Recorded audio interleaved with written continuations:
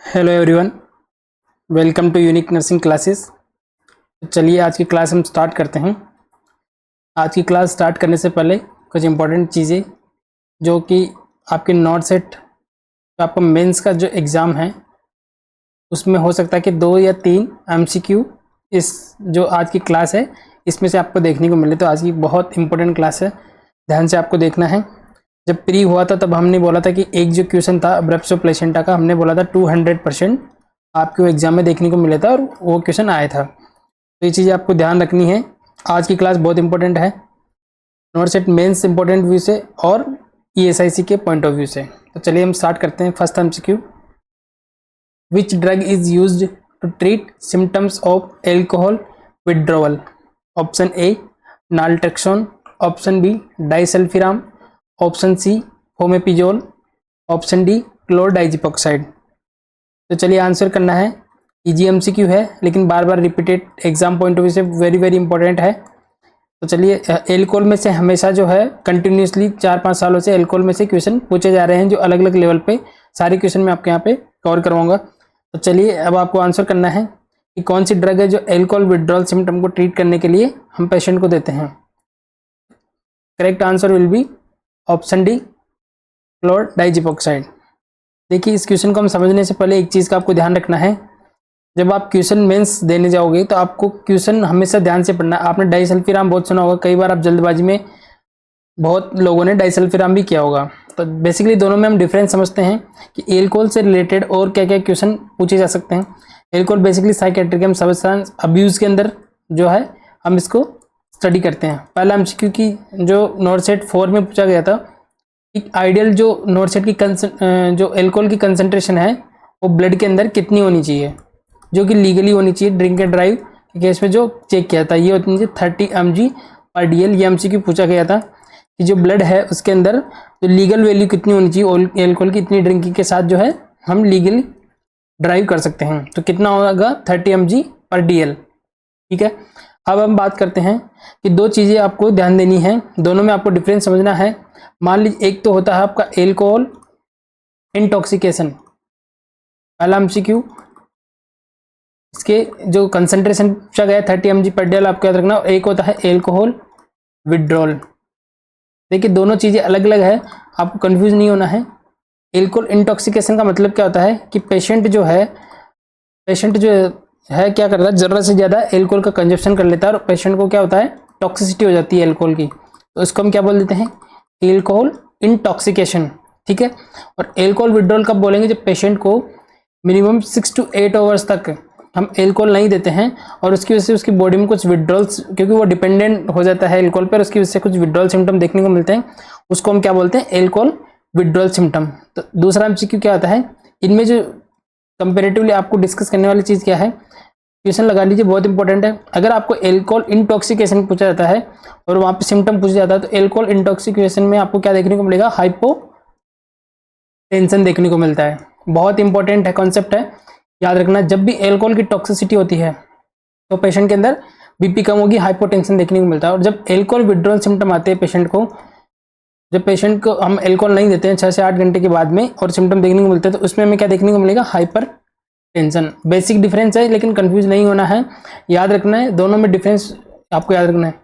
अब कई बार जो है कन्फ्यूजन में डाइसल्फिराम और क्लोरडाइजिपोक्साइड के अंदर हमें जो है कन्फ्यूजन हो जाता है कि कौन सी ड्रग हमें एग्जाम में टिक करना है, क्योंकि हमने डाइसल्फिराम के भी क्वेश्चन देखे हैं और क्लोरडाइजिपोक्साइड के। तो चलिए अब हम यहाँ पे बात कर लेते हैं थोड़ा सा एल्कोहल विड्रॉल के बारे में।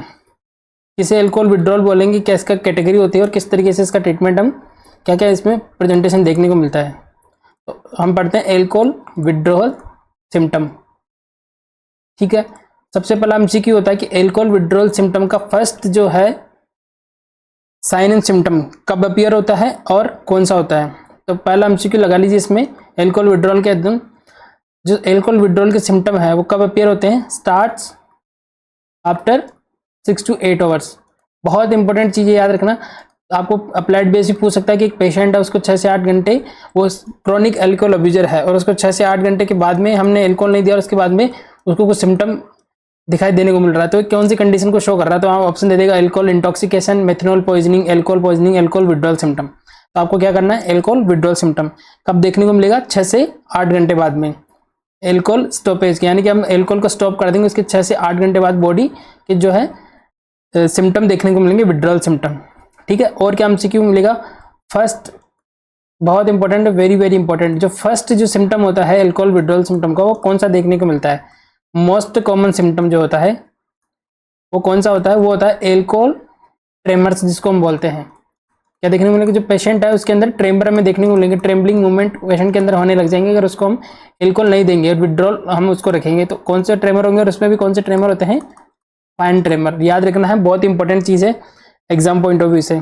अगर नेक्स्ट ऑप्शन में अगर ट्रेमर नहीं हो और उसकी जगह हैंगओवर हो, यानी कि पेशेंट को हैंगओवर रहता है एल्कोहल विड्रॉल के बाद में जो सिम्टम अपीयर होते हैं, तो सेकंड प्रायोरिटी किसको देनी है आपको, हैंगओवर को। इसके साथ और क्या सिम्टम आएंगे, नोजिया, वोमिटिंग, एंजाइटी होगी पेशेंट को, और रेस्टलेसनेस।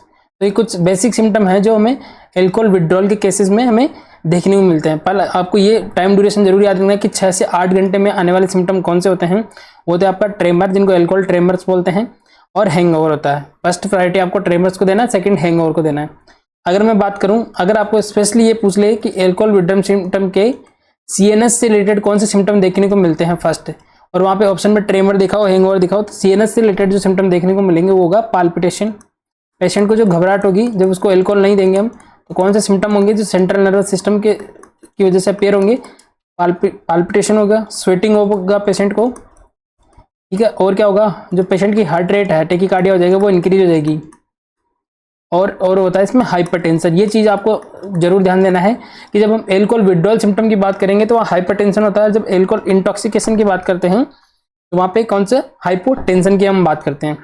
और हम इससे रिलेटेड और भी क्या है, जो एमसीक्यू, जो सारे एमसीक्यू है जो एग्जाम पॉइंट ऑफ व्यू में ये सारे पूछे गए हैं, ड्यूरेशन पूछा गया, कौन सा फर्स्ट सिम्टम होता है, हैंगओवर पूछा गया है, हाइपरटेंशन का क्वेश्चन आया हुआ, सारे एमसीक्यू प्रीवियस एग्जाम में आए हुए हैं, तो आपको इसका ध्यान रखना है। नेक्स्ट हम बात करते हैं और इसके अंदर हमें क्या क्या देखने को मिलता है। अगर मैं बात करूं, एक क्वेश्चन पूछा जाता है कि रम्स फिट्स किसको बोलते हैं। फिट्स का मतलब होता है सीजर, और रम मतलब एल्कोहल, यानी कि एल्कोहल की विड्रॉल की वजह से पेशेंट के अंदर सीजर की कंडीशन भी डेवलप हो जाती है। एल्कोहल विड्रॉल सीजर, उनको क्या बोल देते हैं, उन्हीं को बोलते हैं रम फिट्स। और ये कब दिखाई देने को देखने को मिलता है हमें, ये देखने को मिलता है 24 आवर्स। ये भी एमसीक्यू पूछा गया है कि जो रम फिट्स है वो किसमें देखने को मिलते हैं और कितने ड्यूरेशन के बाद जो अपीयर होते हैं, ये भी एमसीक्यू है। और अगर वहाँ पे ड्यूरेशन देना हो तो हम ये रेंज की अगर हम बात करें तो 24 टू 48 आवर्स के बीच में हमें रम फिट्स वहाँ पे पेशेंट के अंदर देखने को मिलता है। और हमें क्या पेशेंट को देखने को मिलता है, जितने भी ये जो सिम्टम मैंने बात करे हैं, ये जो सारे सिम्टम है ये कौन से हैं, ये एक्यूट सिम्टम है। एल्कोहल विड्रॉल के क्या है, एक्यूट सिम्टम। और जब हम क्रॉनिक की बात करते हैं तो मोर देन 24 आवर्स के बाद में जो है क्रॉनिक सिम्टम हमें पेशेंट के अंदर जो है देखने को मिलते हैं। और पेशेंट के अंदर क्या देखने को मिलेगा, डिलीरियम की कंडीशन देखने को मिलेगी। पेशेंट को टाइम प्लेस प्रेशन यानी कि कंफ्यूजन होगा, डिलीरियम की कंडीशन देखने को मिलेगी। और क्या होगा, कंफ्यूजन देखने को मिलेगा पेशेंट के अंदर, पेशेंट जो है डिसोरिएंटेड हो जाएगा, अल्टर्ड सेंसोरियम हो जाएगा। तो जब ये क्वेश्चन पूछा जाता है कि रम फिट्स में नर्सिंग प्रायोरिटी क्या होती है, ये भी वेरी वेरी इंपॉर्टेंट है। जब पेशेंट को एल्कोहलिक सीजर आते हैं तो उसमें नर्सिंग प्रायोरिटी सेफ्टी की होती है कि पेशेंट सीजर आ रहा है, वहाँ पे इंजरी के चांसेस होते हैं, तो फर्स्ट नर्सिंग प्रायोरिटी क्या होगी, सेफ्टी। ये भी इंपॉर्टेंट है, आपको इसको याद रखना है। नेक्स्ट हम बात करते हैं एक और इम्पॉर्टेंट एमसीक्यू की, जो एल्कोहल है उसके अंदर हेलुजिनेशन भी देखने को मिलता है। कौन सा देखने को मिलेगा, तो उसका ड्यूरेशन अगर पूछा जाए तो ये होता है आपका 12 टू 24 आवर्स के अंदर कौन सा हेलुजिनेशन डेवलप हो जाएगा पेशेंट के अंदर, ऑडिटरी हेलुजिनेशन। ये पहले हमने जितने भी हेलुजिनेशन के टाइप पढ़े हैं मैंने बार बार बता दिया कि ऑडिटरी हेलुजिनेशन को ही हम क्या बोलते हैं, एल्कोहलिक हेलुजिनेशन। ठीक है, तो एल्कोहलिक विड्रॉल सिम्टम में हमें कौन सा हेलुजिनेशन देखने को मिलता है, बहुत इंपॉर्टेंट एमसीक्यू, ऑडिटरी हेलुजिनेशन हमको देखने को मिलता है। इसी का दूसरा हम क्या बोल देते हैं, एल्कोहलिक हेलुजिनेशन हम इसको बोल देते हैं। अब जो एक चीज आपको ध्यान देना है, अगर पेशेंट को सिर्फ अगर डायरेक्ट एमसीक्यू ये पूछा गया कि एल्कोहलिज्म में कौन सा हेलुजिनेशन देखने को मिलता है, तो आपको आंसर करना है ऑडिटरी हेलुजिनेशन। और इस तरीके से अप्लाई करके आपको दे दे कि पेशेंट को डिलीरियम है और उसके साथ साथ विड्रॉल सिम्टम आ रहे हैं, तो उसमें कौन सा हेलुजिनेशन देखने को मिलेगा, उसमें देखने को मिलेगा आपको विजुअल हेलुजिनेशन। दोनों डिफरेंस है, अगर डिलीरियम व साथ में ऐड हो जाएगी, क्योंकि आपको पता है ऑर्गेनिक ब्रेन डिसऑर्डर के अंदर विजुअल हेलुजिनेशन और फंक्शनल के अंदर ऑडिटरी हेलुजिनेशन देखने को मिलता है। तो अगर डिलीरियम अगर साथ में ऐड हो तो आपको क्या आंसर करना है, विजुअल हेलुसिनेशन। अब जो इंपॉर्टेंट चीज मैं आपको बताने की कोशिश कर रहा हूं, अब मान लीजिए हम इसके अंदर कौन कौन सी जो ड्रग है इंपॉर्टेंट, ठीक है। एक तो होती है आपका, सबसे पहले हम बात करते हैं सबसे ज्यादा एमसीक्यू पूछे गए हैं डाइसल्फीराम पे, डाइसल्फीराम।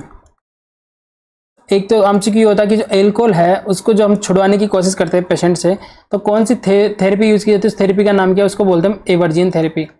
प्रीवियस सीरीज में हमने बहुत अच्छे से डिस्कस किया था कि एवर्जिन थेरेपी हम किसे बोलते हैं, उसको जाके प्रीवियस सीरीज में आप देख सकते हैं। इसको हम बोलते हैं डाइसल्फीराम एवर्जिन थेरेपी। अब होता क्या है, डाइसल्फीराम क्या देते हैं, देखिए दो चीजें हैं। अगर आपको ड्रग इस तरीके से पूछा जाए कि एल्कोहल के एब्स्टिनेंस के लिए कौन सी ड्रग यूज करते हैं, एब्स्टिनेंस का मतलब क्या होता है कि एल्कोहल हमें किसी पेशेंट को छुड़वानी है, एब्स्टिनेंस, ठीक है। पेशेंट को अगर हम किसी एल्कोहल की जो है हैबिट हमें छुड़वानी है, तब हम कौन सी ड्रग देते हैं, तो तब एमसीक्यू, तब जो आपको आंसर करना वो होगा आपका डाइसल्फीराम। यानी कि पेशेंट को हमें बिना बताए, पेशेंट को अगर हमें जो है हैबिट छुड़वानी है एल्कोहलिज्म की, तो हम एल्कोहल एब्स्टिनेंस की जो ड्रग देते हैं उसको क्या बोलते हैं, डाइसल्फीराम। और अगर पेशेंट को एल्कोहल हमने 6 से 8 घंटे तक दिया नहीं है और उसकी वजह से एल्कोहल विड्रॉल सिम्टम आ रहे हैं, देखिए दोनों में डिफरेंस है, विड्रॉल सिम्टम आ रहे हैं, तो उसके लिए कौन सी ड्रग दी जाती है, उसके लिए दी जाती है क्लोरडाइजिपोक्साइड। बहुत इंपॉर्टेंट चीज है, कंफ्यूज नहीं होना, आपने जल्दबाजी में डाइसल्फीराम पे क्लिक नहीं करना। अगर विड्रॉल सिम्टम का पूछा जा रहा है तो क्या होगा, क्लोरडाइजिपोक्साइड आंसर होगा। और पेशेंट को अगर मैं छुड़वाना है कि पेशेंट को कुछ ऐसे इफेक्ट बॉडी के अंदर प्रोड्यूस हो जाए एल्कोहल लेते ही, ताकि वो एल्कोहल छोड़ दे, तो एल्कोहल एब्स्टिनेंस के लिए जो ड्रग यूज की जाती है वो कौन सी होती है, डाइसल्फीराम। बहुत इंपॉर्टेंट चीज है, याद रखना है। और जो डाइसल्फीराम जो होता है, सबसे पहले हम बात करें, मान लीजिए किसी पेशेंट ने एल्कोहल, जो नॉर्मल जो मैकेनिज्म इस तरीके से होता है, पेशेंट ने एल्कोहल लिया, ठीक है, वो एल्कोहल चेंज होता है एसिटाल्डिहाइड में, एसिटाल्डिहाइड, ठीक है। और ये एसिटाल्डिहाइड बाद में चेंज होता है एसीटेट है। ये चीज जरूर याद रखनी, ये भी हमसे पूछा गया है। जो पेशेंट को जो यूफोरिया होता है, पेशेंट को जो एल्कोहल लेने के बाद में जो अच्छा लगता है, वो किसकी वजह से लगता है, एसीटेट की वजह से, एमसीक्यू है। लेकिन जब हम पेशेंट को हम एल्कोहल की जो हैबिट छुड़ाना चाह रहे हैं, तो डाइसल्फीराम क्या करेगा, यहाँ पे दो एंजाइम होते हैं, एक होता है आपका एल्कोहल डिहाइड्रोजिनेज, ठीक है, एक होता है एल्कोहल डिहाइड्रोजिनेज, और यहाँ पे जो होता है वो होता है एसिटाल्डिहाइड डिहाइड्रोजिनेज, इसी को हम बोलते हैं एल्डिहाइड डिहाइड्रोजिनेज। इतना डिटेल्स इसलिए बता रहा हूँ क्योंकि बार बार इंपॉर्टेंट एमसीक्यू इसमें से पूछे गए हैं और हो सकता है नोट सेट मेंस पे एक एमसीक्यू आपको इसमें से देखने को मिल जाएगा, ठीक है। तो अब जो डाइसल्फीराम क्या करेगा, डाइसल्फीराम का काम क्या होगा, जो ये एल्डिहाइड डिहाइड्रोजिनेज है, इस एंजाइम को क्या कर देगा, ब्लॉक कर देगा, कौन, डाइसल्फीराम। इसकी वजह से क्या होगा, जो एसिटाल्डिहाइड है वो एसीटेट में कन्वर्ट नहीं हो पाएगा, और जो एसीटेट में कन्वर्ट नहीं हो पाएगा तो पेशेंट को जो यूफोरिया है वो तो फील नहीं होगा, लेकिन साथ साथ में जो एसिटाल्डिहाइड है उसका लेवल बॉडी में बढ़ता हुआ जाएगा, क्योंकि इसमें चेंज नहीं हो पा रहा है, यहाँ पे डाइसल्फीराम ने ब्लॉकेज कर दिया है। तो जो एसिटाल्डिहाइड जब बॉडी में बढ़ता है तो अपने सिम्टम दिखाता है, nausea, vomiting, palpitation, abdominal pain, ठीक है। तो ये सारे सिम्टम पेशेंट को देखने, इतने सीवियर सिम्टम होते हैं, पेशेंट को ऐसा लगता है कि वो उसकी थोड़ी देर में डेथ हो जाएगी, इतने सीवियर सिम्टम पेशेंट को, हालांकि इसमें होता कुछ नहीं है, पेशेंट को ऐसा लगता है इतने सीवियर इसके एसिटाल्डिहाइड के सिम्टम होते हैं। और पेशेंट धीरे धीरे क्या होता है, इस डर से, क्योंकि इतने सिम्टम उसमें हो रहे थे, तो धीरे धीरे पेशेंट एल्कोहल छोड़ देता है। तो यही है, तो एल्कोहल एब्स्टिनेंस के लिए जो ड्रग यूज की जाती है वो डाइसल्फीराम है। और एल्कोहल छोड़ने के बाद में अगर सिम्टम आ रहे हैं उसको मैनेज करने के लिए जो ड्रग दी जाती है वो कौन सा है, क्लोरडाइजिपोक्साइड। दोनों इंपॉर्टेंट है, याद रखना है। एक और चीज जो कि एल्कोहल से रिलेटेड है, जो लॉन्ग टर्म एल्कोहल अब्यूजर होते हैं, लॉन्ग टर्म जो अब्यूज करते हैं एल्कोहल का, उसके अंदर दो कॉम्प्लिकेशन हमें देखने को मिलते हैं। पहला होता है, बहुत इंपॉर्टेंट, पहले भी हम डिस्कस कर सकते हैं, एक होता है वर्निक्स एन्सेफेलोपैथी, वर्निक्स एन्सेफेलोपैथी, ठीक है।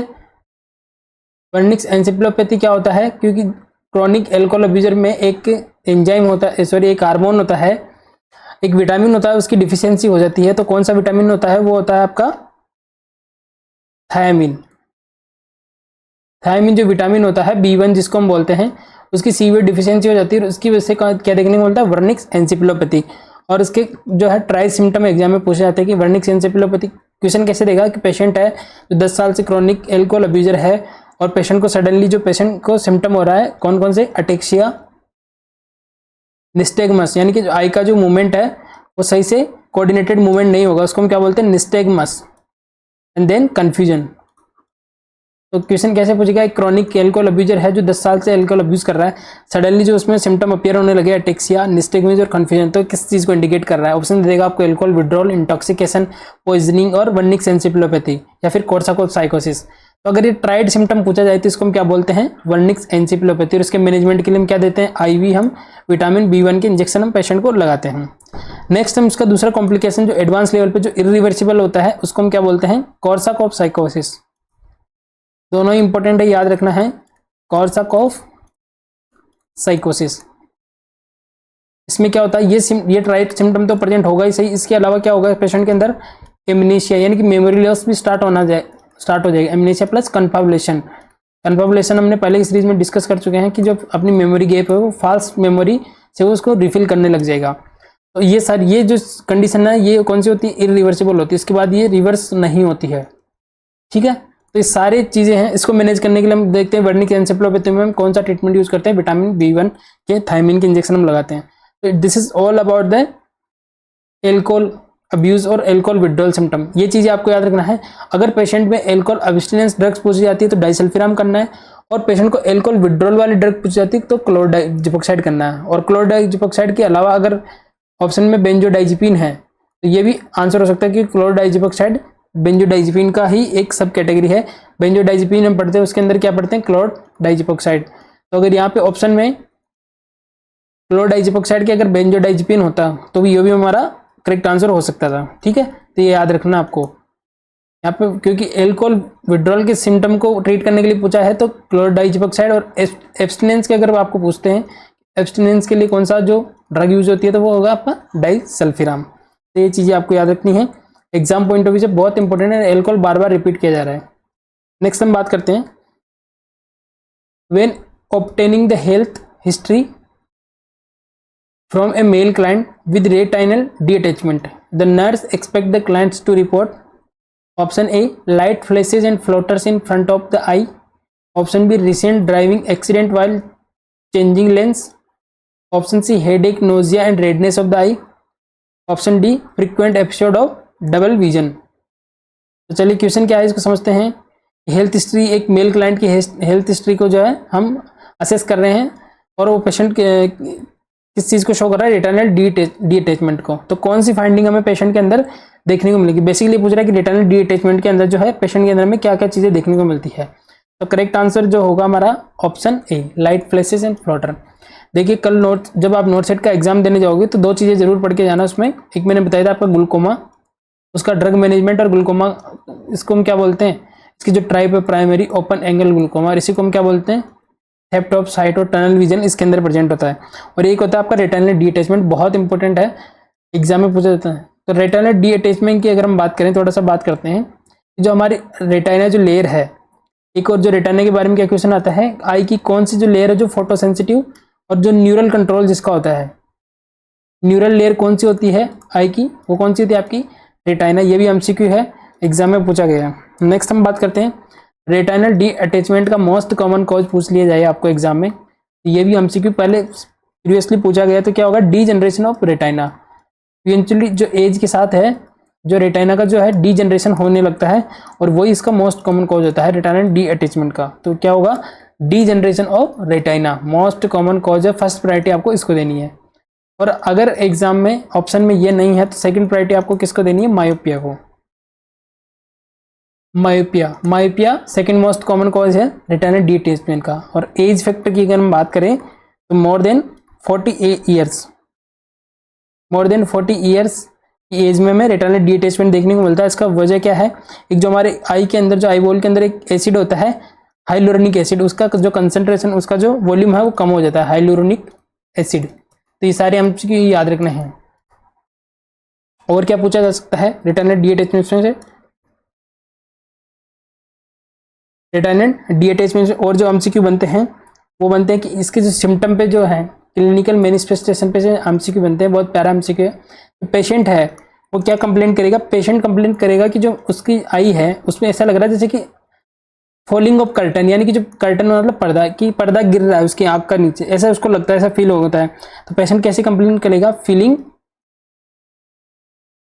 फॉलिंग ऑफ कर्टन, जैसे कि कोई पर्दा नीचे गिर रहा है मेरी आंख के अंदर से, ऐसी उसको फीलिंग आएगी। तो ये किस चीज़ को शो कर रहा है? रेटिनल डिटैचमेंट का क्लासिकल सिम्टम है, याद रखना है, बहुत important MCQ exam point of view पूछा जा सकता है कि पेशेंट हिस्ट्री में बता रहा है कि मेरे को ऐसा लग रहा है कि मेरी आंख में कोई जैसे पर्दा गिर रहा है वैसी मुझे फीलिंग आ रही, तो वो किस चीज़ को शो कर रहा है? रेटिनल डिटैचमेंट को। और अगर पूछ ली जाए कि ये जो कंडीशन होती है कैसी होती है?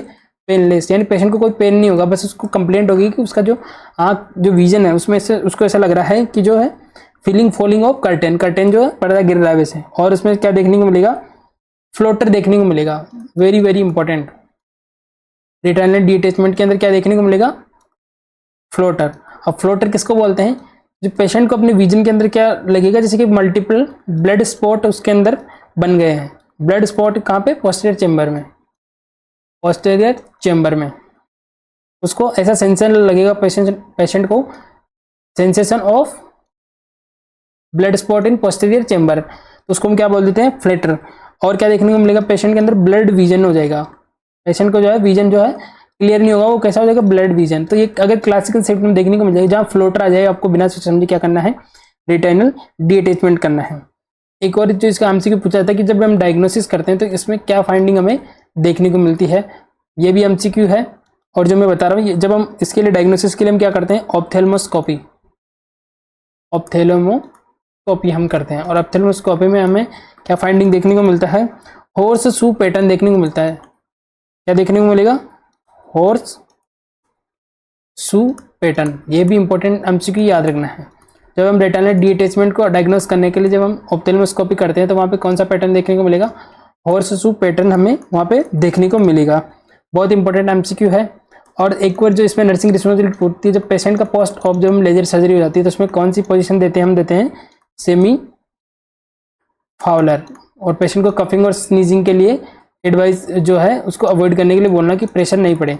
तो कुछ एमसीक्यू जो रेटिनल डिटैचमेंट के पॉइंट ऑफ व्यू से बहुत इंपॉर्टेंट है, एग्जाम में पूछे गए हैं। तो हमारा एमसीक्यू यही था कि अगर पेशेंट को रेटिनल डिटैचमेंट हो रहा है तो नर्स क्या एक्सपेक्ट करेगी? लाइट फ्लैशेज और फ्लोटर। तो ये हमारा करेक्ट आंसर हो जाएगा। नेक्स्ट हम बात करते हैं question number 3। A case of road traffic accident come in the emergency department and while assessing the person the nurse find periorbital ecchymosis and clear fluid coming from the nose. On the basis of finding, what would be most probable diagnosis of the patient? Option A, epidural hemorrhage. Option B, middle basilar fracture. Option C, hemorrhagic stroke. Option D, anterior basilar fracture. तो चलिए पहले MCQ समझने की कोशिश करते हैं। मान के चलिए कि जो नोट सेट ESIC और जितने भी एग्जाम है उसके पॉइंट ऑफ व्यू से ये बहुत बहुत बहुत important, very very 5 star MCQ है, तो इसको ध्यान से देना। इससे रिलेटेड मैं बताता हूँ, पहले आप क्वेश्चन समझिए कि रोड ट्रैफिक एक्सीडेंट का जो है क्लाइंट जो पेशेंट है वो केस आया है इमरजेंसी डिपार्टमेंट के अंदर। और जब पेशेंट को हम असेस कर रहे हैं तो नर्स क्या फाइंड कर रही है? पेरी ऑर्बिटल इकाइमोसिस, यानी कि जो उसकी आंखें हैं उसके चारों ओर मल्टीपल हेमरेजिक हमें जो है इकाइमोसिस हमें वहाँ देखने को मिल रहा है। और साथ साथ क्या देखने में क्लियर फ्लूइड आ रहा है, कहाँ से? नोज से। तो ये फाइंडिंग किस चीज़ को है इंडिकेट कर रही है? तो ऑप्शन में एपिड्यूरल क्या है? एपिड्यूरल हेमरेज को करेगी, मिडल बेसिलर फ्रैक्चर को करेगी, हेमरेजिक स्ट्रोक को करेगी और एंटीरियर बेसिलर फ्रैक्चर को करेगी।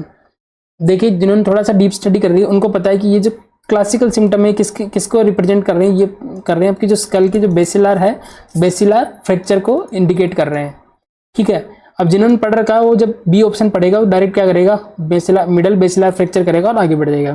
तो आपको पहले हमेशा ऑप्शन पूरी ध्यान से पढ़नी है। आपको देखना है कि यहाँ पे एक मिडल बेसिलर फ्रैक्चर पूछा गया है और एक इंटीरियर बेसिलर फ्रैक्चर पूछा गया है। तो एग्जाम में कंफ्यूज कर, क्योंकि सबने पढ़ लिया बेसिलर फ्रैक्चर में जो कुछ क्लासिकल सिम्टम देखने को मिलते हैं, लेकिन जो एडवांस लेवल पे जो क्वेश्चन पूछा जा सकता है तो आपको पता लगाना कि कौन से टाइप का जो बेसिलर फ्रैक्चर है उसमें सिम्टम देखने को मिलेगी। तो ये कौन सा करेक्ट आंसर होगा हमारा? Interior basilar fracture. अब जो मैं इंपॉर्टेंट चीज बात कर रहा था कि जो आपकी हेड इंजरी है, जो हेड इंजरी का जो टॉपिक है उसमें से बहुत ज़्यादा चांसेस है कि मेंस पे एक क्वेश्चन पूछा जाएगा। या तो वो पूछा जाएगा कंकशन वाली जो पार्ट होता है, कंकशन जो अलग अलग जो हम टाइप पढ़ते हैं हेड इंजरी के वो, और या फिर पूछा जा सकता है स्कल फ्रैक्चर में से। ठीक है, स्कल फ्रैक्चर में से। और या फिर पूछा जाता है जो सबसे ज़्यादा इंपॉर्टेंट है वो आपका इंट्राक्रेनियल हेमरेज में से, जिसमें हम अलग अलग पढ़ते हैं, जिसके अंदर हम क्या पढ़ते हैं? एपिड्यूरल हेमरेज, सबड्यूरल हेमरेज, सब अरेक्नोइड हेमरेज और इंट्रा क्रेनियल हेमरेज।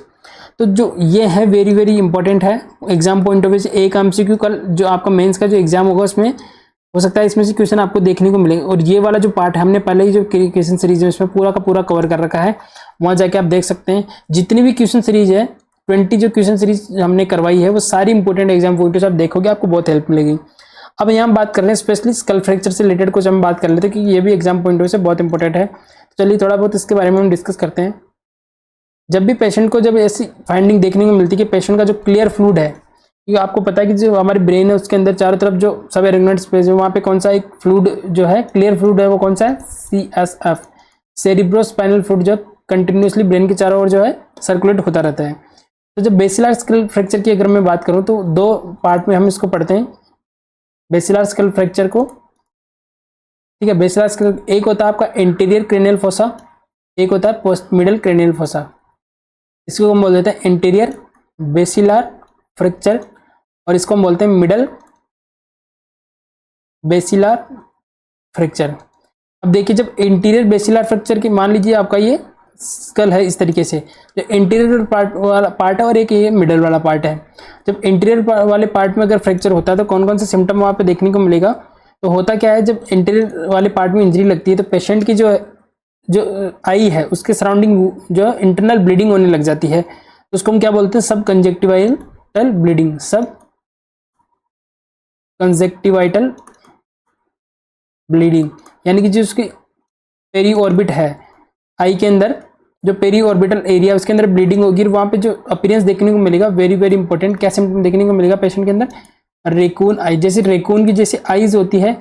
आप इसको सिम्टम को सर्च करिए, इमेज बेस्ड क्वेश्चन पूछा जा सकता है कि रेकून आइज कैसे किस तरीके की फाइंडिंग होती है। तो रेकून आइज किस में देखने को मिलेगी, इंटीरियर बेसिलर फ्रैक्चर में, क्योंकि वहाँ पे इंजरी हो गई है और वह सब कंजक्टिवल जो आइज है, जैसे मान लीजिए आइज है पेशेंट की, तो इस आइज के चारों तरफ इस तरीके से वहाँ पे इकाइमोसिस देखने को मिलता है और रेकून आइज का अपीयरेंस हमें पेशेंट के अंदर देखने को मिलता है।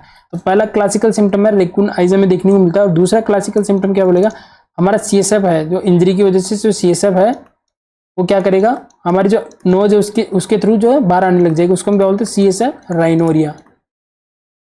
CSF राइनोरिया बहुत इंपॉर्टेंट एमसीक्यू है। तो CSF क्लियर लिक्विड फ्लूइड अगर नोज से बाहर हो रहा है तो वो क्या बोलते हैं उसको, CSF राइनोरिया। इसको हम टेस्ट करने के लिए हम क्या करेंगे, इसको टेस्ट करने के लिए हम करते हैं हेलो टेस्ट, ठीक है। इसी को हम बोलते हैं डबल रिंग टेस्ट। बहुत इंपॉर्टेंट एमसीक्यू है सारे, आपको याद रखना है डबल रिंग टेस्ट। इसके अंदर आपको एमसीक्यू पूछा जा सकता है इस तरीके से, आपकी जो व्हाइट पेपर है उस पर जो क्लियर फ्लूइड को हम लेंगे तो वहाँ पे इस तरीके से जो येलो कलर की बाहर 2 रिंग बन जाती है, बाहर वाली जो इस तरीके, तो जो येलो कलर की रिंग है क्या शो कर रही है कि पेशेंट का जो क्लियर फ्लूइड है उसके अंदर क्या है, CSF है। तो इससे हमें पता चल जाता है कि जो CSF जो क्लियर फ्लूइड आ रहा है वो है CSF है। नेक्स्ट हम बात करते हैं, अगर मिडल बेसिलर फ्रैक्चर में इंजरी हुई है तो कौन सा सिम्टम देखने को मिलता है, उसको हम बोलते हैं बिहाइंड द ईयर, यानी कि जो पेशेंट है उसके जो कान के पीछे का हिस्सा है वहाँ पे जो है हमें हेमरेजिक जो है वहाँ पे कंडीशन देखने को मिलती है, उसको हम क्या बोलते हैं, बेटल साइन, बेटल साइन। और इसी को बोलते हैं हिमेटोटेम्पेनियम, इसी को हम क्या बोलते हैं, हिमेटोटेम्पेनियम। तो बहुत इंपॉर्टेंट चीज़ है, क्या क्या याद रखना आपको, raccoon eyes, CSF rhinorrhoea, CSF otorrhoea, अगर आइस उसके अंदर से अगर से ईयर के अंदर से अगर CSF आ रहा है तो उसको हम क्या बोलते हैं ना, CSF ओटोरिया। और बिहाइंड द ईयर अगर वहाँ पे इकाइमोसिस होता है उसको हम क्या बोलते हैं, बेटल साइन। उसको टेस्ट कौन सा किया जाता है, डबल रिंग टेस्ट या हेलो टेस्ट। तो सारी चीज़ें आपको किसको इंडिकेट कर रही है, बेसिलर स्कल फ्रैक्चर को। बहुत बहुत बहुत इंपॉर्टेंट है। हो सकता है बेटल साइन नहीं देखे आपको हिमेटोटेम्पेनियम पूछ ले। हिमेटोटेम्पेनियम का मतलब ये होता है, मान लीजिए जो ईयर है पेशेंट का और यहाँ पे इसके बिहाइंड द ईयर यहाँ पे इकाइमोसिस डेवलप हो गया, उसको हम क्या बोलते हैं, बेटल साइन। तो यही हमारा एमसीक्यू था, पेशेंट का पेरी ऑर्बिटल इकाइमोसिस हो रहा है और clear fluid from the nose, तो ये किसका इंडिकेट कर रहे हैं, एंटीरियर बेसिल फ्रैक्चर को। मिडल कब होता है, जब पेशेंट को हम ईयर वाली जो फाइंडिंग हम पढ़ रहे होते हैं तब हम इसको बोलते हैं मिडल बेसिलर फ्रैक्चर। तो बहुत इंपॉर्टेंट है और ये एक बार जाने से पहले ये जरूर देख के जाना, इंट्राक्रैनियल हेमरेज। इसके अंदर जो शेप है, CT स्कैन की जो इमेज पूछ रही थी सबसे पहले जो दिल्ली एम्स के अंदर, तो आपको देखना है कि क्रिसेंट टाइप का इमोटोमा किस में बनता है, लेंस शेप का इमोटोमा किस में बनता है, कौन सी आर्टरी रप्चर होती है, कौन सी फाइंड लूसिड इंटरवल किसको बोलते हैं, एक्सप्लोडिंग हेडेक किसके अंदर देखने को मिलता है, न्यूरोलॉजिकल डेफिशिएंट के सारे एमसीक्यू है प्रीवियस सीरीज में, सारे मैंने कवर करवा चुके हैं, यहाँ पे डिस्कस नहीं करेंगे। नेक्स्ट हम बात करते हैं, which one of the following risk factor is associated with breast cancer. Option A late menarche, option B early menopause, option C multiparity, option D paternal history. तो चलिए बहुत अच्छा एमसीक्यू है, और नोटशिट में है ना बीच बीच में ऐसे एमसीक्यू डाल दिए जाते हैं, क्योंकि इसको हम कितना भी पढ़ ले, ये है ना बेसिक सेंस का क्वेश्चन होता है, ये हमें थ्योरी से क्लियर नहीं हो सकता। जितनी हम क्वेश्चन प्रैक्टिस करेंगे तब हमें ऐसे क्वेश्चन जो हमारे क्लियर होते हैं। जो हमें रिस्क फैक्टर हम सबके याद नहीं रख पाते हैं, तो उसका मैं एक तरीका बता देता हूँ कि क्योंकि ब्रेस्ट कैंसर के जो है सबसे ज़्यादा रिस्क फैक्टर एग्जाम में पूछे जाते हैं, ब्रेस्ट कैंसर का जो है रिस्क फैक्टर कौन कौन से हैं। तो हम यहाँ पे बात करते हैं, तो इसका करेक्ट आंसर हमारा होगा ऑप्शन डी पैटर्नल हिस्ट्री।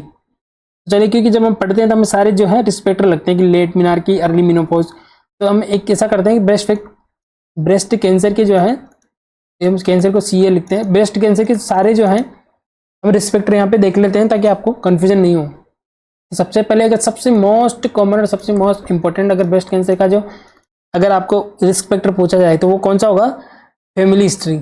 अगर किसी फैमिली में वहाँ पे हिस्ट्री देखी गई है, किसी फीमेल की जो फैमिली हिस्ट्री देखी गई है कि वहाँ फैमिली में किसी को, उसकी मदर को जो पहले ब्रेस्ट कैंसर हुआ है, तो या फिर फादर को ब्रेस्ट कैंसर हुआ है, तो उसके बहुत ज़्यादा चांसेस है कि जो फीमेल के अंदर है ब्रेस्ट कैंसर होने के चांसेस हो सकते हैं।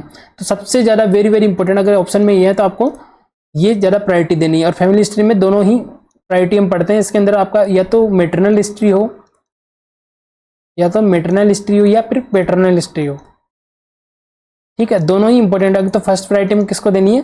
फैमिली हिस्ट्री को। और हम देखते हैं एडवांस एज के अंदर एडवांस एज है और उस टाइम में अगर प्रेगनेंसी कंसीव हो रही है तो एडवांस एज भी एक इंपॉर्टेंट रिस्क फैक्टर है ब्रेस्ट कैंसर के लिए, तो एडवांस एज भी है।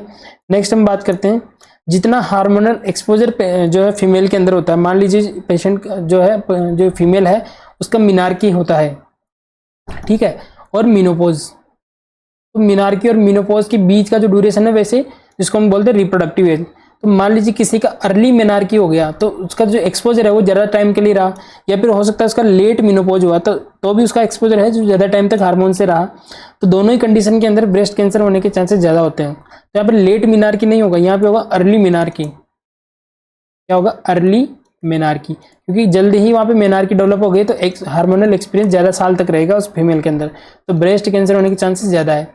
या फिर लेट मिनोपोज हो, जो एज में 45 से 50 साल की उम्र में होना चाहिए, 55 साल में भी नहीं हो रहा है मिनोपोज, तो वहाँ पे हार्मोनल एक्सपोजर ज़्यादा है फीमेल के अंदर, तो लेट मिनोपोज भी क्या है? एक रिस्क फैक्टर है ब्रेस्ट कैंसर का। नेक्स्ट हम बात करते हैं, अगर हम बात करते हैं प्रेगनेंसी, ठीक है, प्रेगनेंसी में अगर आपको प्रेगनेंसी ऑप्शन में दिया जाए तो आपको ये चीज़ याद रखनी है कि pregnancy is never a risk factor for breast cancer, ठीक है, ये चीज़ याद रखना, प्रेगनेंसी कभी भी ब्रेस्ट कैंसर का एक रिस्क फैक्टर नहीं है। ये इंपॉर्टेंट चीज़ें आपको याद रखनी है। और इसके अंदर हम देखते हैं कि और क्या रिस्क फैक्टर हो सकते हैं। और अगर मैं बात करूँ कि नल्ली पेरेटी, ठीक है, नल्ली पेरा यानी कि फर्स्ट टाइम अगर प्रेगनेंसी जो पीरियड ऑफ वाइटेबिलिटी को जो क्रॉस कर रही है 24 वीक को, उसको हम क्या बोलते हैं? नल्ली पेरेटी। तो नल्ली पेरेटी भी क्या है? एक रिस्क फैक्टर है ब्रेस्ट कैंसर का। और अगर मैटरनल एज की बात करें कि किस उम्र में जो है जो फीमेल है वो माँ बन रही है या प्रेगनेंसी जो कंसीव कर रही है, तो अगर लेस देन 20 ईयर है तो वहाँ पे कम चांस है, और more than less than 20 year पे क्या होता है? सबसे कम चांसेस होते हैं ब्रेस्ट कैंसर के, लो रिस्क होता है। और हाई रिस्क कब होगा? मोर देन 30 ईयर पे, ठीक है, मोर देन 30 ईयर पे हाई रिस्क होता है, ठीक है। तो ये चीज़ आपको ध्यान देनी है। तो यही एमसीक्यू था कि which one of the following risk factor is associated with breast cancer. Late menarche नहीं होगा, अर्ली मिनार्की होता है, ठीक है, अर्ली मिनोपॉज नहीं होता, लेट मिनोपॉज होता है, मल्टीपेरिटी नहीं होता, नल्ली पेरा होता है। तो पैटर्नल हिस्ट्री यहाँ पे क्या हो जाएगा? हमारा करेक्ट आंसर। तो ये कुछ चीज़ें आपको याद रखनी है, जितना हार्मोनल एक्सपोजर ज़्यादा होगा उतने ज़्यादा ब्रेस्ट कैंसर होने के चांसेस ज़्यादा होते हैं। तो early menopause, late menarche, pregnancy कभी भी ब्रेस्ट जो कैंसर है उसका रिस्क फैक्टर नहीं होता है। तो ये कुछ चीज़ें आपको एग्जाम पॉइंट ऑफ व्यू से बहुत इंपॉर्टेंट है, याद रखना है। नेक्स्ट हम बात करते हैं, वेरी वेरी इंपॉर्टेंट, ये एमसीक्यू बहुत प्यारा एमसीक्यू है, पूछा जा सकता है। A 2-year child is admitted in the orthopedic ward with femur shaft fracture and buoyant traction applied to the patient which statement correctly explain the Bryant traction. ठीक है, option A, hips flexed at 90 degree, buttocks elevated and knee extended. Option B, hips not flexed and both leg extended. Option C, affected leg extended and hips slightly flexed। Option D, stretching force for curved spine. तो चलिए answer करना है। Question क्या है कि 2 साल का बच्चा है जो कि ऑर्थोपेडिक वार्ड में एडमिट है और उसको कौन सा फ्रैक्चर हुआ, फीमर का जो साफ्ट वाला जो पार्ट है उसको फ्रैक्चर हुआ है। ठीक है, और वहाँ पे पेशेंट जो बच्चा है उसको कौन सा ट्रैक्शन लगाया है, ब्रियांट ट्रैक्शन लगाया गया है। तो कौन सा स्टेटमेंट है जो ब्रियांट ट्रैक्शन को एक्सप्लेन कर रहा है कि कौन सी लैंग्वेज हम ब्रियांट ट्रैक्शन के लिए यूज करते हैं। तो करेक्ट आंसर होगा हमारा ऑप्शन ए। देखिए, बहुत ट्रैक्शन जो है बहुत इंपॉर्टेंट है एग्जाम, जॉइंट के टाइप हो गए, ट्रैक्शन हो गए, जो कुछ चीजें जो हमेशा एग्जाम में पूछी गई है। तो सबसे पहले हम बात करते हैं 1 by 1। सबसे पहले हम बात करते हैं ब्रियांट ट्रैक्शन होता क्या है।